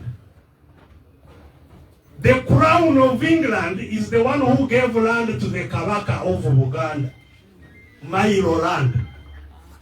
It was no longer though the Kabaka was the holder and owner of Buganda, but the Kabaka of Britain had captured Uganda and was the one giving land to somebody who was the real owner of Uganda. So that is the situation that we fell in. Whoever owns Uganda owns everything we have and controls our lives. Today, Ssemujju has told you, and he is right, Uganda belongs to Mr. Museveni and the family limited. That is who controls Uganda. And I'm telling you this on authority, because I fought with Museveni to come to power. Museveni became president, he did not own anything on the globe called Earth. He had zero. When he became president, I was richer than him. Yes, without doubt. Because at least for me, I had some property left to me by my father. His father was still alive and he had nothing also.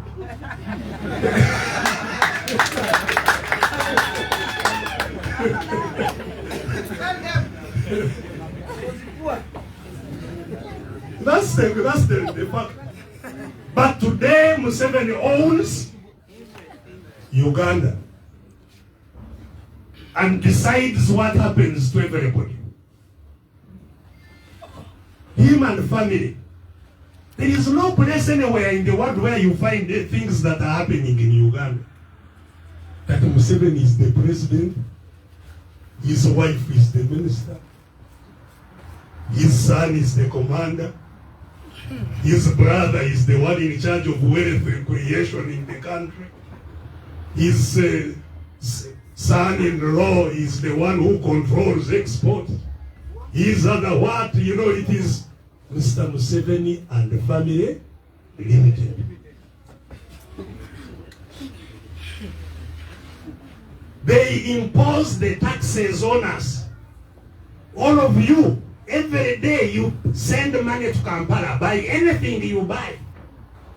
You buy salt, already taxes going. You buy water, money is going to Museveni straight away. You work hard.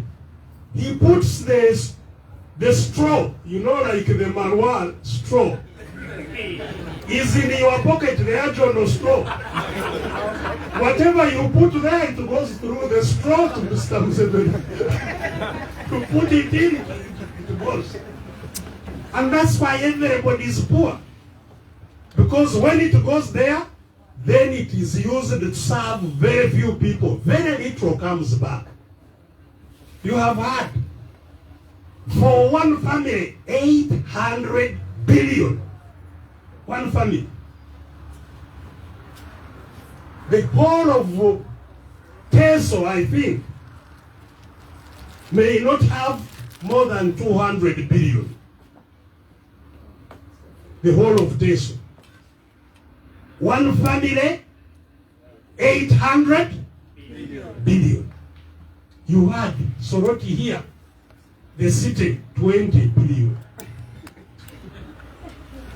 Soroti district, 30 billion. One family, 800 billion. And that's not all. That is what goes directly to the home. But even what is not going to the home is going in many other areas where he's doing his things. That is the problem. Now, this power, it's not because we don't know who takes what. The question is, what do you do? Even when you know. Because this power is guarded by guns. That's why they do what they want and ask you, so what will you do? You talk, they come and hit you. Yamaza. You don't take it. Yes. It's the gun. Ruled by gun.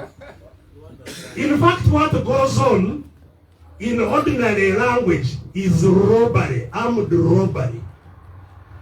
The people with the guns taking away the money of those who don't have guns. Are we together? It is armed robbery. People using guns to take from those who don't have guns and use it the way they want.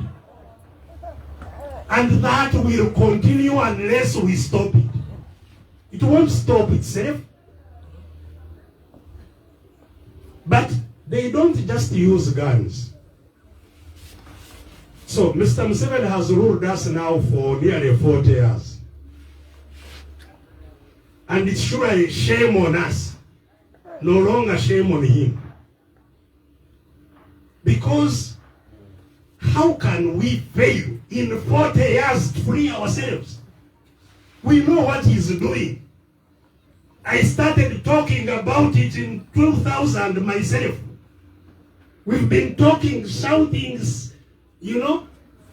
But all these 40 years we have failed to free ourselves. But it's not easy to free ourselves, and let me tell you why. The control of the gun gives them other controls that make it difficult. Because, as you know, we have gone to the elections. I have defeated Museveni 4 times.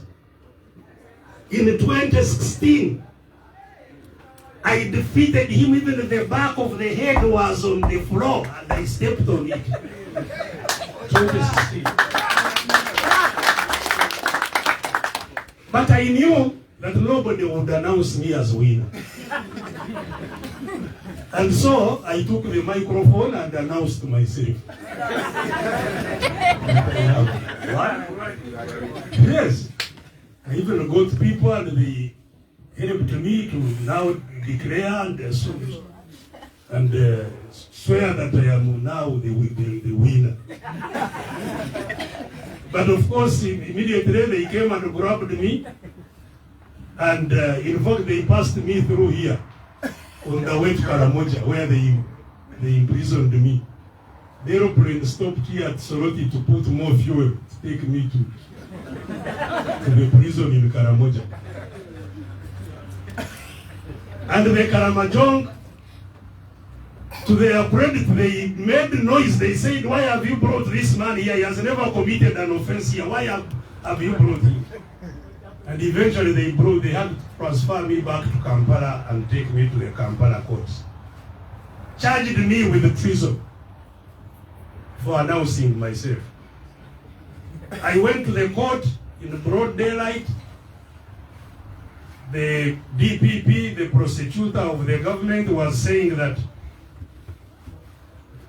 they are still investigating while I am in prison. I said, you don't need to investigate. I am the one you accused of announcing myself. I'm here in court, and I want to tell the court that it is true. I announced myself. So you have nothing to investigate. Let me bring my evidence to show that I won. You also bring yours to the court. The case has never been heard up to now. And when the last election of 2021 had ended, we saw in the newspapers that they have now withdrawn the case. Because they knew I had evidence that I had defeated Museveni. I still have it. That's why I announce it everywhere you go, that Museveni was never elected. But so what? He was the president. So, let me tell you, beyond just using guns, they have acquired other things they use to keep us their prisoners. The first thing, of course, is to create fear in you. Everybody is terrified of those people. They will kill me, they will imprison me, they will torture me. Even the little I have, they will take it away. They want to give me PDM money. Now you find people are afraid that if you oppose, you want to get PDM. So they are waiting for PDM, which of course never comes. So the first thing is fear. They cause fear in our minds. The second thing is that because they control all the money and have made everybody poor. So if you start making noise, we must be free. They call the leader. You come, why are you making a lot of noise? Come, we sort you out. So they take the leader, give him something. He comes back speaking another language. What you were fighting for, he has already forgotten. So that is the second way in which they have kept us in this situation. The third way is to use the communication they have, radios, television, telephones on social media, and to bombard you with information or misinformation so that you believe that what is wrong is right. Propaganda scored. They are on the radios saying, and you keep on listening to the same things. If we who want to change, if we want to talk also, then they will bring tear gas. You know, you cannot hold the meeting. They will stop the meetings. They will even pull you out of the radio station, and so on and so forth. So that only their voices keep hitting people. And they use that for two reasons. First, they use it to calm you down, and things are going to get better. Don't worry. Things are happening. You are going to be all right by telling you all kinds of stories, like the PDM I've been talking about. Is there any radio you put on and don't listen to PDM? Parish Development Model. Everywhere you go, you find they are talking about it. Money is coming.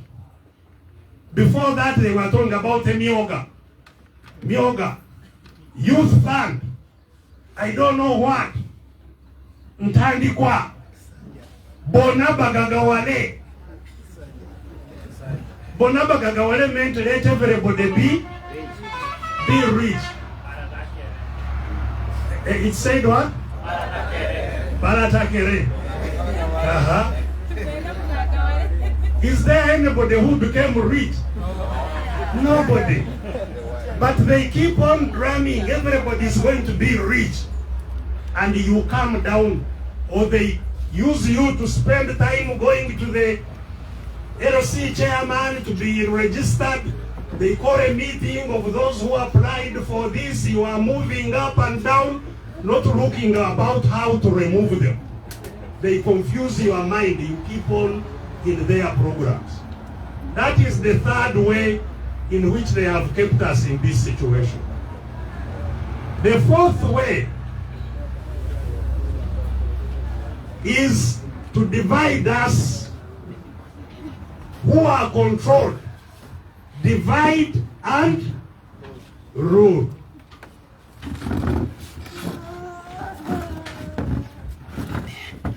Karibu, Francis. Thank you. Is to divide and rule. Because when all of us are hungry and somebody is keeping us in that hunger, we can unite against him. But when we are divided and fighting each other, we want to know who is keeping us hungry. And so, just like the Europeans did in dividing Africans and causing Africans to fight each other, even now, in these 40 years, Uganda has been divided and turned into small things that just look inside themselves, and you find people are just divided and fighting each other. In fact, I was told that now, even within Teso, if you are from Amuria, it's very difficult to get a job in Angola. You are all in the same region, but the people of Angola see themselves as different from the people of Amuria. From the neighbors Kumi, you find, this one is from Kumi, no job here. They want people from their own area. So, we have to understand, if we are to get out of this capture by one family using guns, how do we get out? Because as I have said, even the divide in the parties, it's not FDC alone that is divided. Because some people are saying, maybe Besigye is a problem of FDC. Who was the problem of DP? Who became the problem of UPC? Because all those parties have problems, same problems. NUP is now already in problems. It's a few years old. It's already in the middle of a lot of problems. Because there is active divide and rule. So, ladies and gentlemen, the reason for me to come to Teso and to move around the country, beyond looking at FDC, is how do we get out of capture, all of us? How does Uganda become ours again? So that we can benefit from the wealth that God gave us. Because all these young people, as they said, they are now being loaded on planes and made slaves in other countries. Yet we are in a very, very rich country. How do we get our country back? That's what I want us to discuss more than anything else. And so,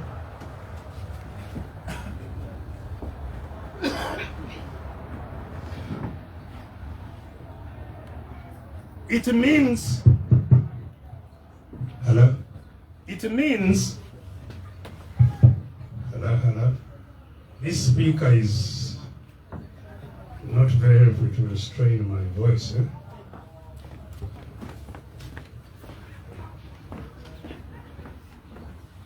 Hello?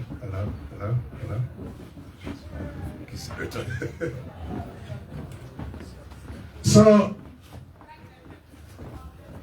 I want us to understand that the line that must be drawn in our country is one. Those who are holding the country hostage and those who are being held hostage. Are we together? Yes. We need to know where the line divides. Because now we are being, you find NUP is fighting FDC, FDC is fighting itself, NUP is fighting itself. We don't know where the line is drawn. The line should be one in Uganda. Those holding Uganda captive and those who are captives. And in reality,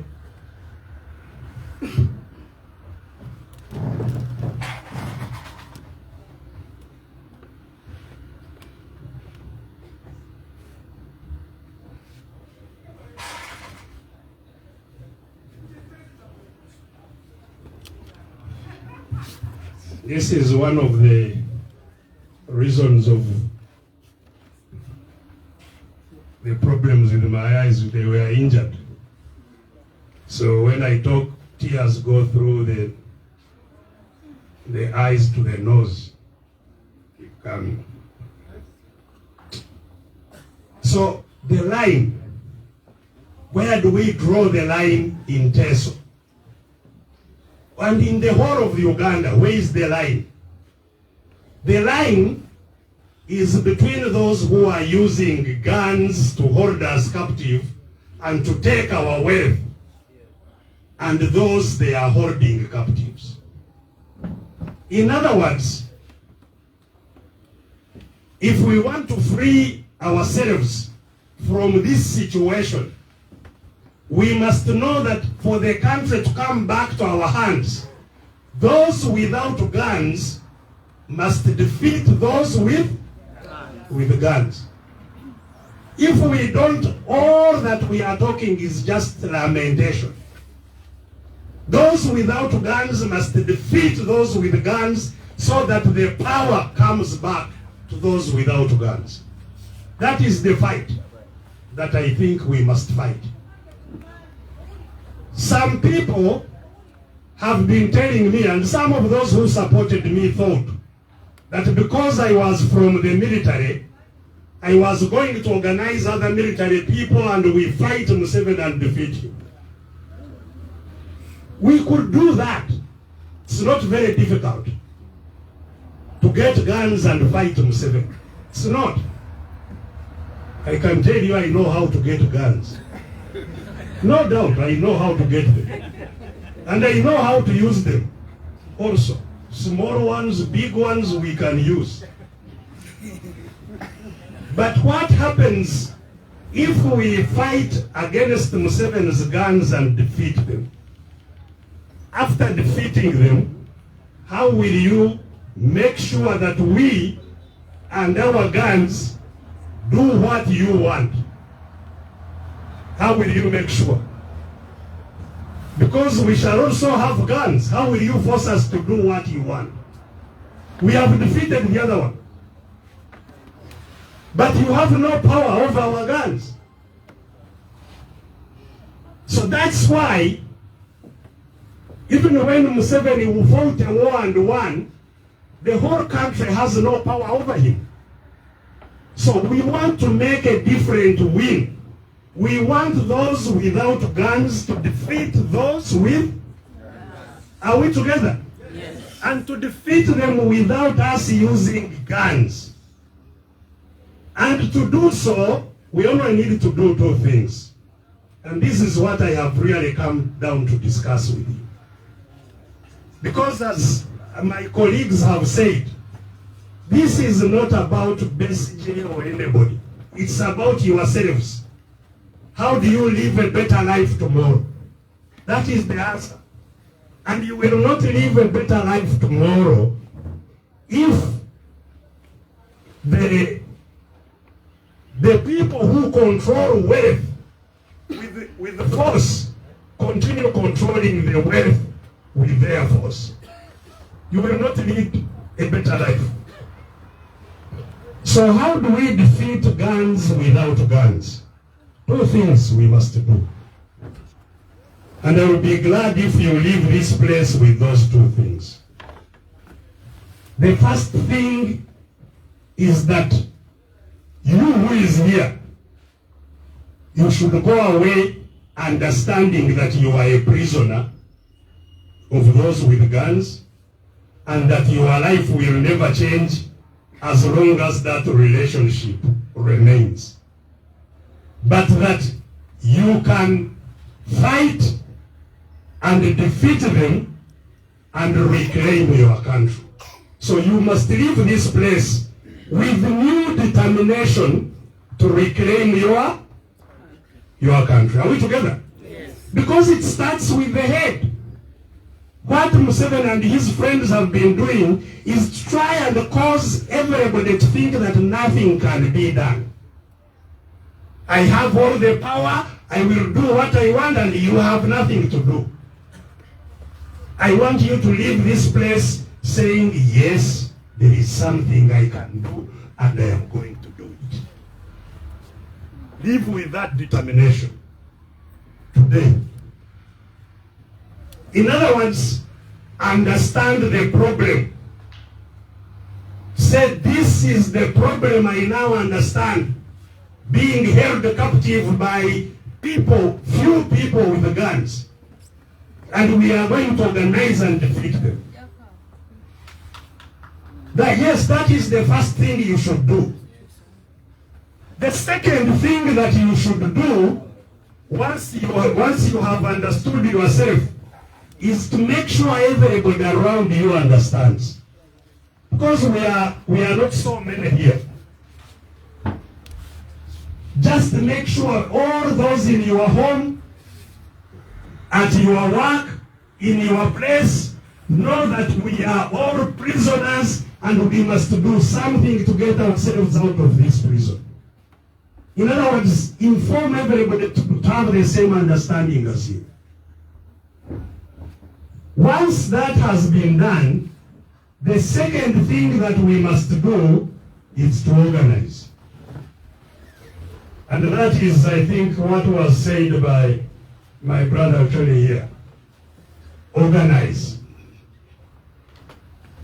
If you are not organized, then you have organized to fail. We must, you see, the reason even those with the guns control us is that they are organized. Every soldier knows where he falls. Every morning, all soldiers are called to falling. Falling, falling. Everybody comes and stands, another one stands, another one stands. Everybody knows his place in the military. Everybody knows. So, we ourselves must organize. Don't be alone. Wherever you are, organize at least 10 people. I had here somebody talk about those organizations that are there now here in Teso. Cordoba. Okadibong. Okadibong, they are organizations, aren't they? They are organizations And they have already had the power now here. Only that they are not a positive, they are not using power positively. But because they are organized, they are now feared. Not so? Can you play with a cannibal? You can't. Why? Because they are organized. Are we together? So, organization is important. Let us organize. Everybody have at least 10 people in your organization. Are we together? At least 10 people, so you are the 11. You have like a team. And that's why even football is played in teams. 11 this way, 11 that way. You know? A team creates a new force. So let us form teams to defeat those with guns. Are we together? We won't defeat them unless we create teams. So when we leave this place, I will be glad you go. And this does not matter which party one belongs to. I want you to understand that. Because we have drawn one line. Okay? Whether you are blue, whether you are red, whether you are yellow, you are in prison. Are we together? Some people who put on yellow and think they are also in the government, they just don't know where they are. Find somebody all in yellow, he says, we are the ones. When he falls sick, he goes to the same hospital where you go, and for sure he dies there. So whether you die with your fingers up, whether you die with your thumb up, whether you die with your fist up, you are dead. We are in the same boat. So, the parties are important, but liberation is much more important that it must unite us to first be free. Are we together? Yes. We must first be one to be free. After we are free, then we can organize in freedom. If you are not free, you have no freedom to organize. You see, those of you who have been in prison, like Mzee Olebe here, in prison, there are people they call,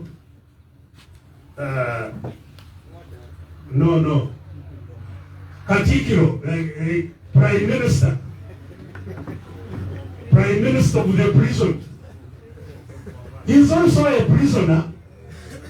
He's putting on the same uniform of a prisoner, but they give him like a blue color or something on the shoulder to say that he's the leader of the prisoners. And they normally give him a stick. So the Katikiros walk with sticks in their shoulders, and they are always very busy in the prison to see that everybody is following what the prison masters want. When it is lock-up time, you know, they ring the bell at 3:30, I think, when everybody must get back inside the cells. When they ring the bell, the Katikiro is very, very active to make sure everybody enters their cells. But when everybody has been in the cells, this Katikiro is also brought and he enters the cell. And the prison warders lock him also. Until tomorrow. This is what is happening to us. We are all in the same prison. We are being divided and used against each other by one person who wants us to remain in prison. So what the Katikiro should have been doing is to organize all the prisoners to find a way of getting out of the prison. Not working for the one who is locking you up and keeping all the others in prison. So, the 10 people I'm talking about, it doesn't matter, you can all be FDC, But you can also have those who have no parties or who have any other party, provided you are easily accessible to each other. Are we together? Yes. And I want you, once you are organized, just like those who have guns, check on each other every day. Every day the leader of your group, and I want you all to be leaders, be the ones to form the groups. So the leader of your group should check every morning whether all his people, her people are there and all right. Who is sick, who is what, report. And if anyone is sick, you together see how to help the sick one. But in all this, we shall get communication with all of you organized groups. In the 10, most likely there will be someone with a phone. We shall get the contact from the 10. And so that if we send a message to the 10-10, if the message lands in the 10, everybody in the 10 knows what is going on. Are we together? Yes. So we want a network through which everybody can understand what is going on and what to do. And once we have this network, and we are busy building it across the whole country, and there is a process. You don't have to announce yourself that we are here 10. No. We shall know each other ourselves. Shall have a network of knowing each other. Once the network has been built, we shall get ourselves of prison in no time. And let me give you an example. You see, the other time there was COVID here. Mr. Museveni would go on the TV and announce, from tomorrow everybody stay at home. I have locked down the country. It's a lockdown. Everybody stay at home. Except those I allow myself. And people were staying at home. Not so. Or if you try to move out, his people would tell you to go back home. So controlling you not to move by just one order. From tomorrow, no moving, and you will stay home. And after some days, you would say, now, on Friday, I am going to be making a statement. And everybody would be on TV waiting for him to speak. Is he going to free us? Waiting to see whether he frees you. But imagine this. If we have already made our network, do you know that we can also announce?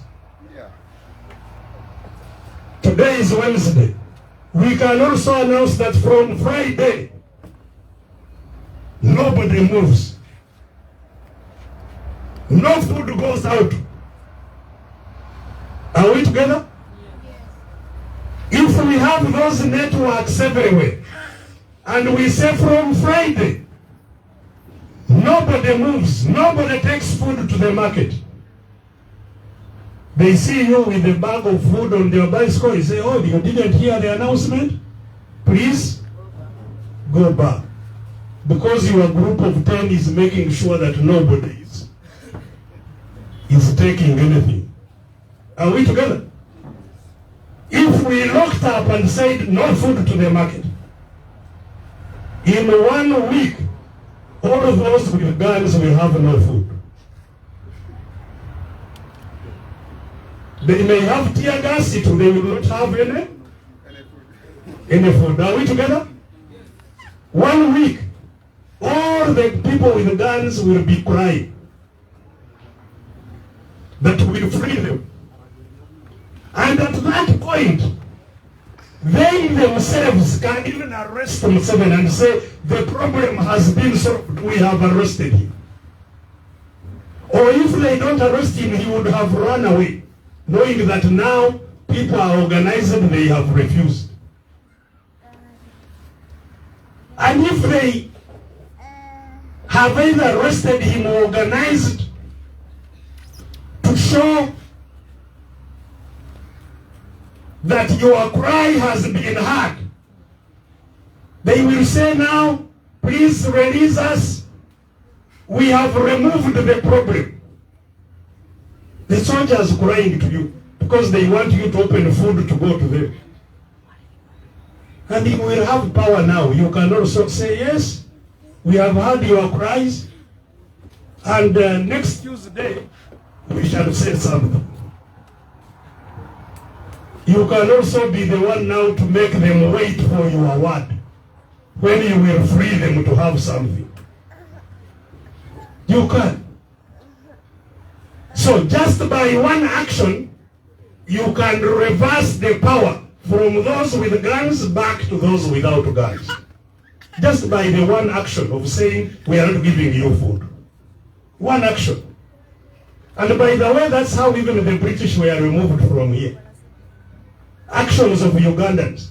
You don't even have to go to the streets to say, you know, we are demonstrating. No, you can take action even without going anywhere. And those with guns realize that they can no longer dictate over you. So, it's time that we don't start thinking about the programs made by those who are holding us captives. Because even now, our people are already talking about 2026. In 2026, I am the who? I'm the MP to be. In 2026, I'm the mayor to be. But can the mayor to be or MPs to be, can they remove power from the gun? Tell me.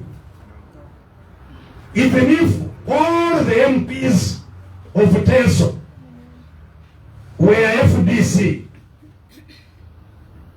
do you think that the budget of Teso will be different? It won't be. Just like they told you, Teso now has the vice president, it has the speaker of parliament. But the district is getting 30 billion. Because they have no power. So the power is not in electing to offices that have no power. We must first get the power from the family, and the power spreads all over the country, then we can share the power. You can't share what is not there. Parliament has no power. You saw soldiers entering parliament and beating members of parliament. Did you see them? Soldiers entering parliament, beating MPs. Some even have medals in their backs. You saw soldiers entering the courts and beating people in courts. Courts have no power. Parliament has no power. So, ladies and gentlemen, the reason we are in Teso, the reason we are going around the country, is that our people have shifted their eyes from where the problem lies to other areas where there is no power. So, we may solve the problems of FDC, and I would like you to solve the problems of FDC, but even if they are solved, new ones will come back. Because as I've told you, they are in every party. They are in every NGO. They are in every situation, because the source of the problem remains the same. We will never have peace in these organizations unless we remove the problem, the source of the problem. It's like when you have malaria in your body, and instead of killing the parasites that are causing the malaria, you take medicine for headache. The headache may cool down, but as soon as the medicine goes away, the headache will come back because the malaria parasites are still in your body. The problem of these parties is the malaria parasite, Mr. Museveni. Yes. I'm telling you. It is the parasite entering, and not just these parties, everywhere. In the churches, in the mosques, in the what, it is the same parasite that has removed freedom from everybody, that has made everybody poor. So let us not our eyes go this way, that way. Let us unite and first free ourselves. All other things will come. So, when we talk about one Uganda, one people, know that we are talking that there are today 2 Ugandas and not one. There is the Uganda with the power, with the money, which gets medical care from Europe, whose children can get jobs. There is that Uganda. And there is this Uganda of suffering.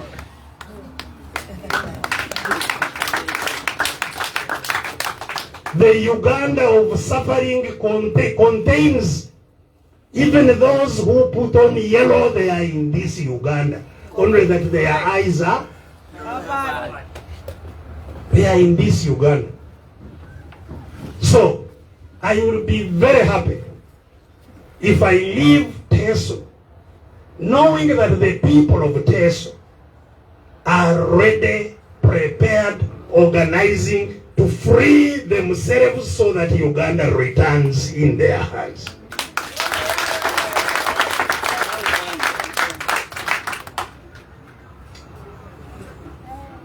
And I said that is especially for the young people. The burden is yours. Don't sleep, move around, organize, don't sleep. When I was in my 20s, I organized. We defeated the government. We organized and worked.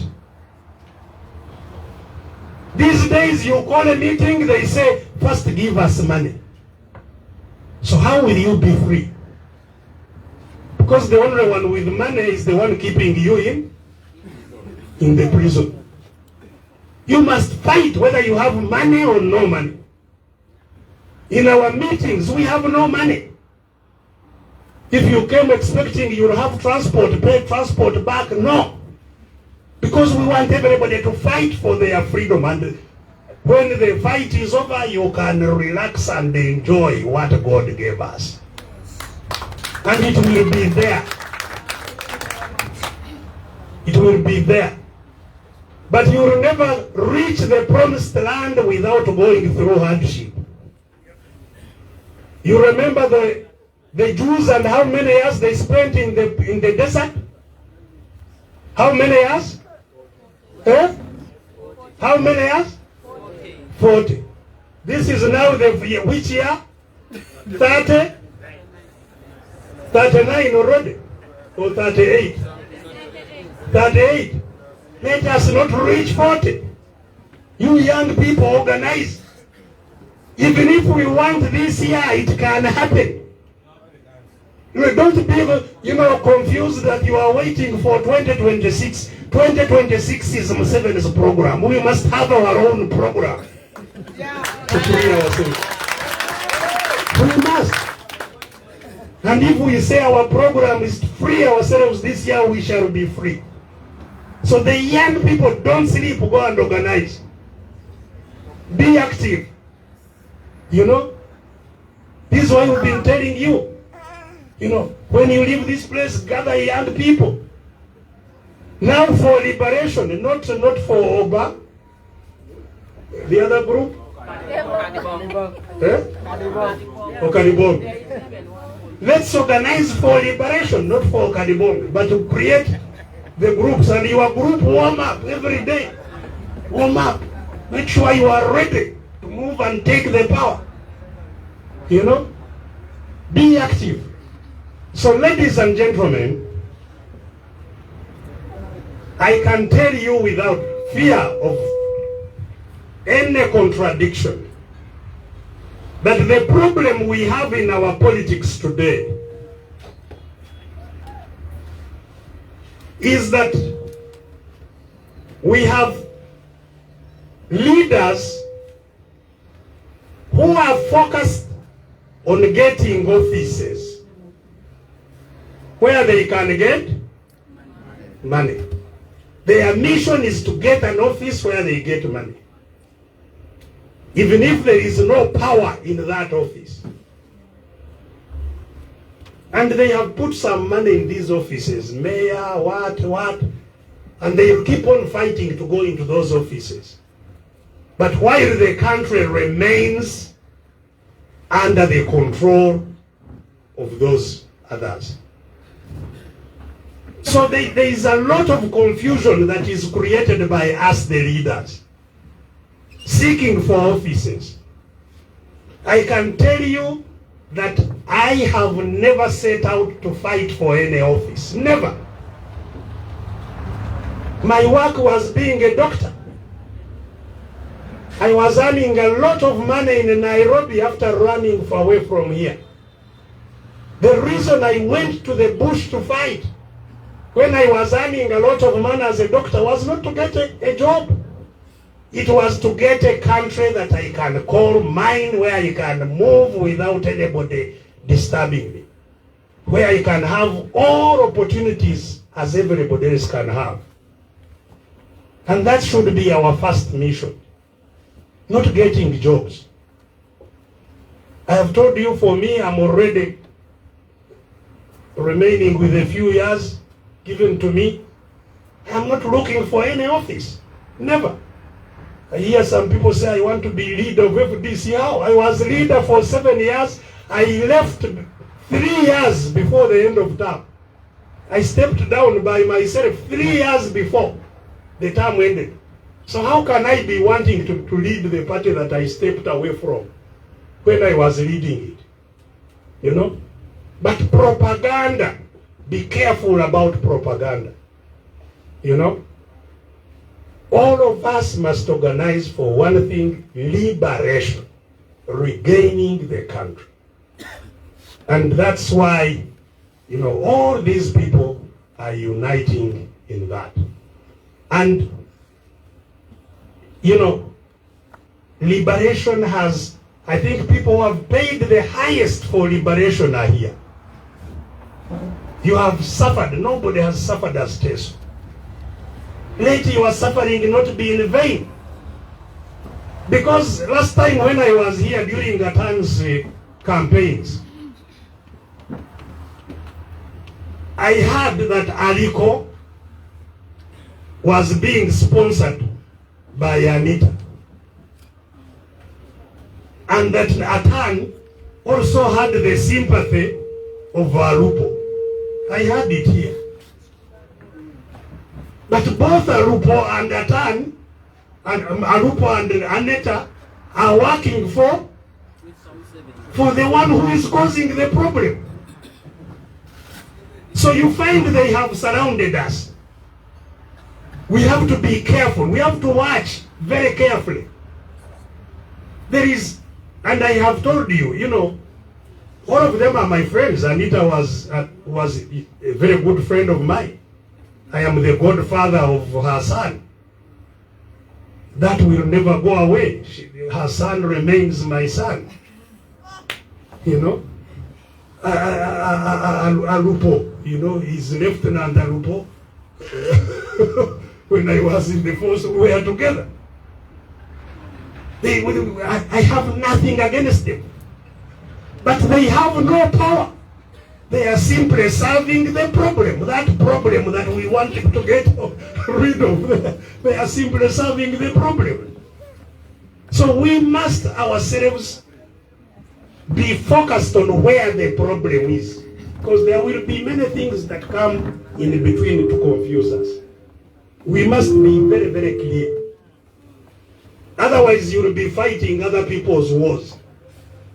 Find somebody bringing here, bringing there. Let us first fight the war of liberation, and we can then build our parties in peace. There will be no problem.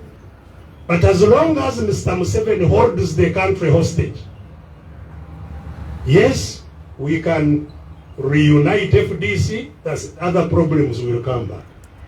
We can even get a new party, problems will come in the new party, they will also come. Because the source of the problems remains. So, that's my take. My brothers and sisters, let's go and organize to fight for our freedom. Let's go and make, yes, Peso must be yourselves in total control, you know. Museveni uses people and discards them. Sometimes, and I told my brother Mukula here, when sometimes he was, feeling that he was, said Mukula, where you are, we were. You better listen to us, because we know a little more than you. In a short time, he was in prison. Now they got him out of prison, they give him some things, again he becomes in charge. But so can you say Mukula has power? He has nothing. He has nothing. All these people have nothing. So we must ourselves unite and first free ourselves. I was telling policemen, this struggle is not now just for those who are political. No. Policemen are the ones who suffer most in this country. They work 24 hours a day. They have nothing. They sleep nowhere. If you go where policemen sleep, you can cry. Sleep terribly. I don't even know where they keep their uniforms. Yes, if you look at the houses they sleep in. They earn nothing. That's why they are all over the place. When you pass by, he says, give me something.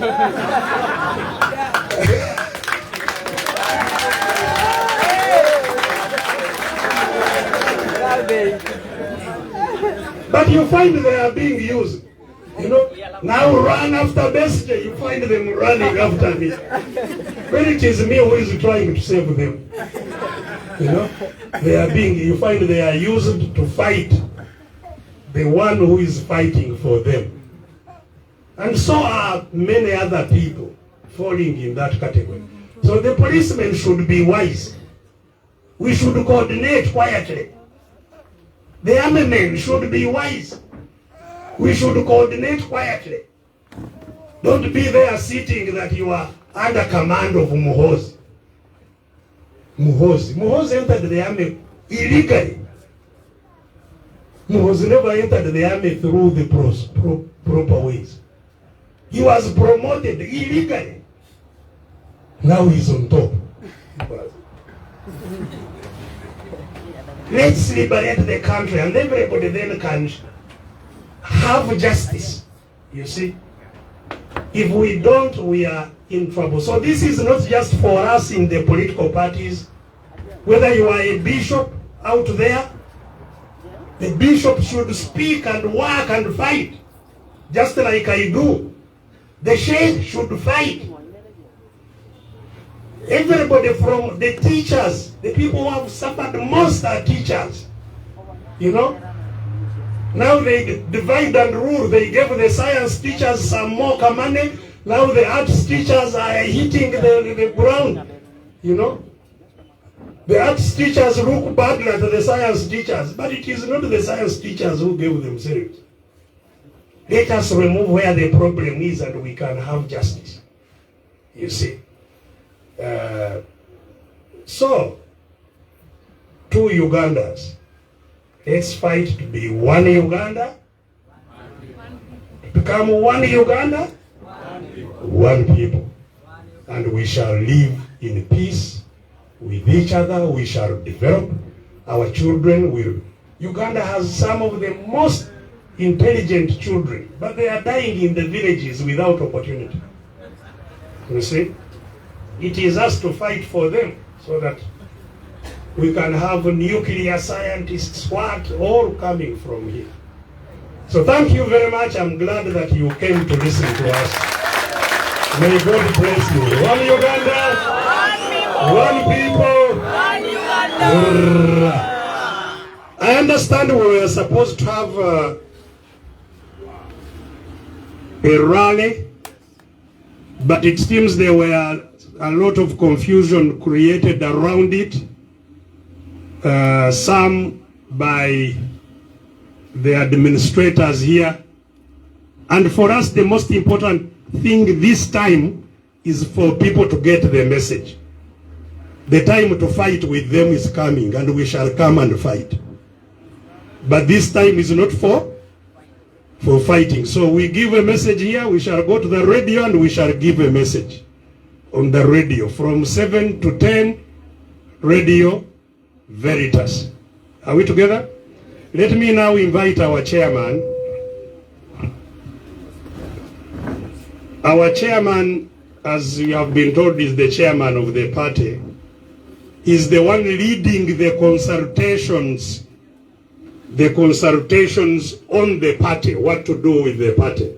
He's the one leading the consultations. And I think he will talk to you, and then we shall hear your own views. You talk to us also. Are we together? Yes. Thank you very much, Chairman. Let's have a loud applause for Doctor. Thank you so much. Probably I'm the youngest person here, the way I look around. But so we are here. I have a history with TESO, and I'd like to say something about that. Around 1900, my grandfather, by the name of Festo Dachibiligwa, came to TESO. He came to preach. He was a preacher. Was sent by Church of Uganda, and he went, I think, initially in Kumi, then Namuria Samuk, where we have land there. So my grandfather was here for many, many years. In the beginning, his brothers were worried about him, so they came back and took him back to Uganda and gave him a wife. And he came back with his wife, and my father was born in Kumi. About a week ago, I buried my auntie, who is the last born of my grandfather, and she was born in Soroti. So I have special attachment to TESO, and I have cousins in TESO who eventually married TESO, and we have a lot of cousins out here. I am very privileged to talk to you. One is definitely I'm older than any of you here, most of you here. I don't agree with Doctor. I think Doctor is going to go all the way to 95. Because you see, he says 68. And you can guess how old I am. 65. No, I'm 76. Yes. God has been good to me. And I'm still going strong. Until liberation, then we can figure it out. Yes, it's been mentioned by Honorable Salam Musumba that I was locked up at Najana Nkumbi by Honorable Amriat and Company. And when I could not bear it anymore, I decided to jump the fence. And I did. After that, I realized that our party was in trouble, that it was captured, it had been taken over, because that was the very first time we had Kifesi, the goons, taking over our headquarters. And in fact, it was so unfortunate because the goons, Kifesi, left and they went outside and beat up journalists. You may have remembered that. Then we declared a delegate conference for the 19th of September at Busabala. I happened to have a hotel in Busabala, so I decided to have a delegate conference there. Nandala Mafabi and Mr. Amriat, they decided to deploy 250 Kifesis to my place, plus SFC, plus the army, and literally we were under siege. That day I was with Honorable Musumba at my place, and I think around 1 o'clock after midnight, about 12 people came, police, and they told us we cannot hold the meeting. But fortunately, we had a plan B, and nobody knew about our plan B. Eventually, we were lucky, and once again, I jumped the fence to hold the delegate conference of 19th September. And during that time, we decided to ask our people what they wanted. And we decided they gave us those 5 options that we had. Do you understand my English, by the way? Yeah. Okay, I may be speaking funny. So we came with those options, which have already been put before you, and we've traveled quite a lot. We started off in Kira, it's gone, Honorable Ssemujju Nganda's place, where the delegates told us what they think we should do. We moved from there, then we went to Mbalala. No, we went to Jinja. Jinja, we had all the representatives from Busoga throughout, who also told us what they wanted to have. Then we went to Mbarara. From Mbarara, then we went to Kabale, and then Bushenyi, Rukunjiri, then Kasese, came back to Kampala, and then we went to Mukiana, Masindi, and then Lila, Gulu, Kitugumu, and lastly was Hoima. And yesterday we were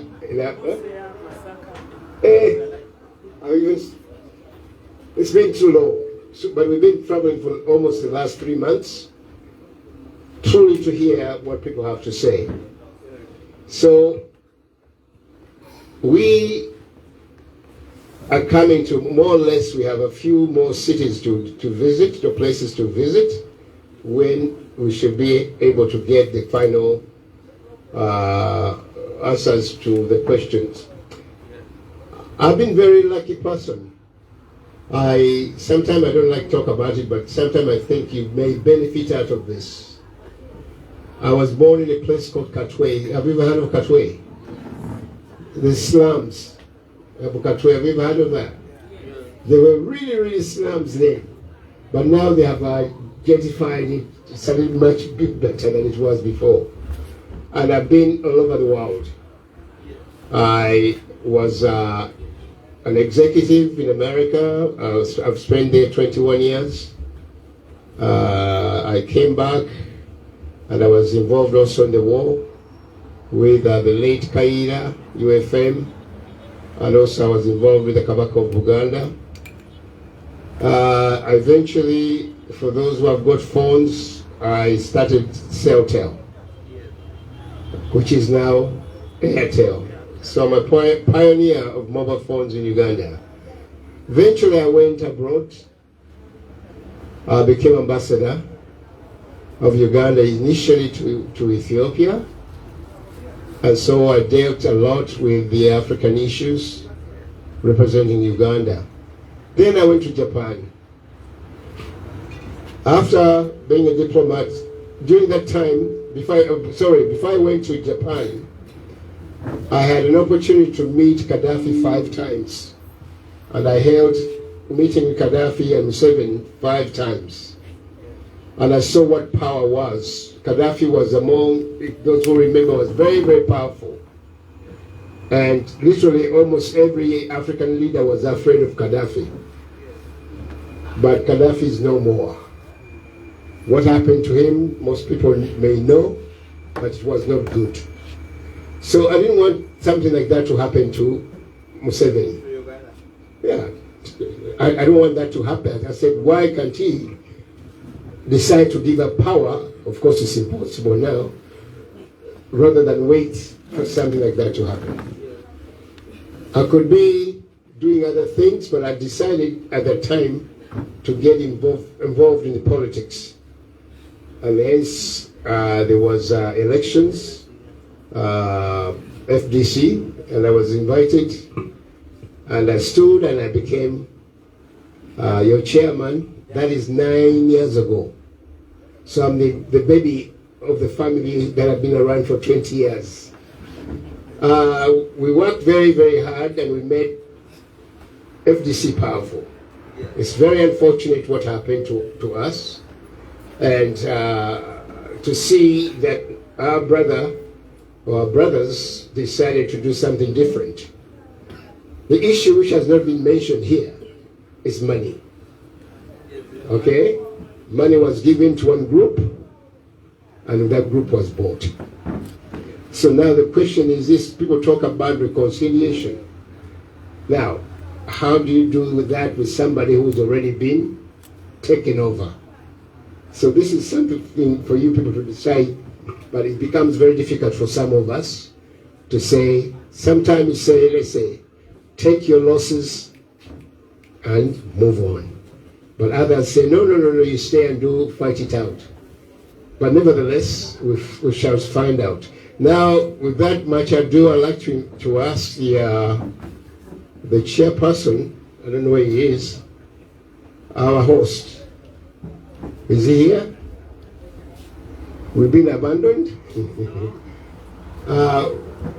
We wanted them to come and speak to us.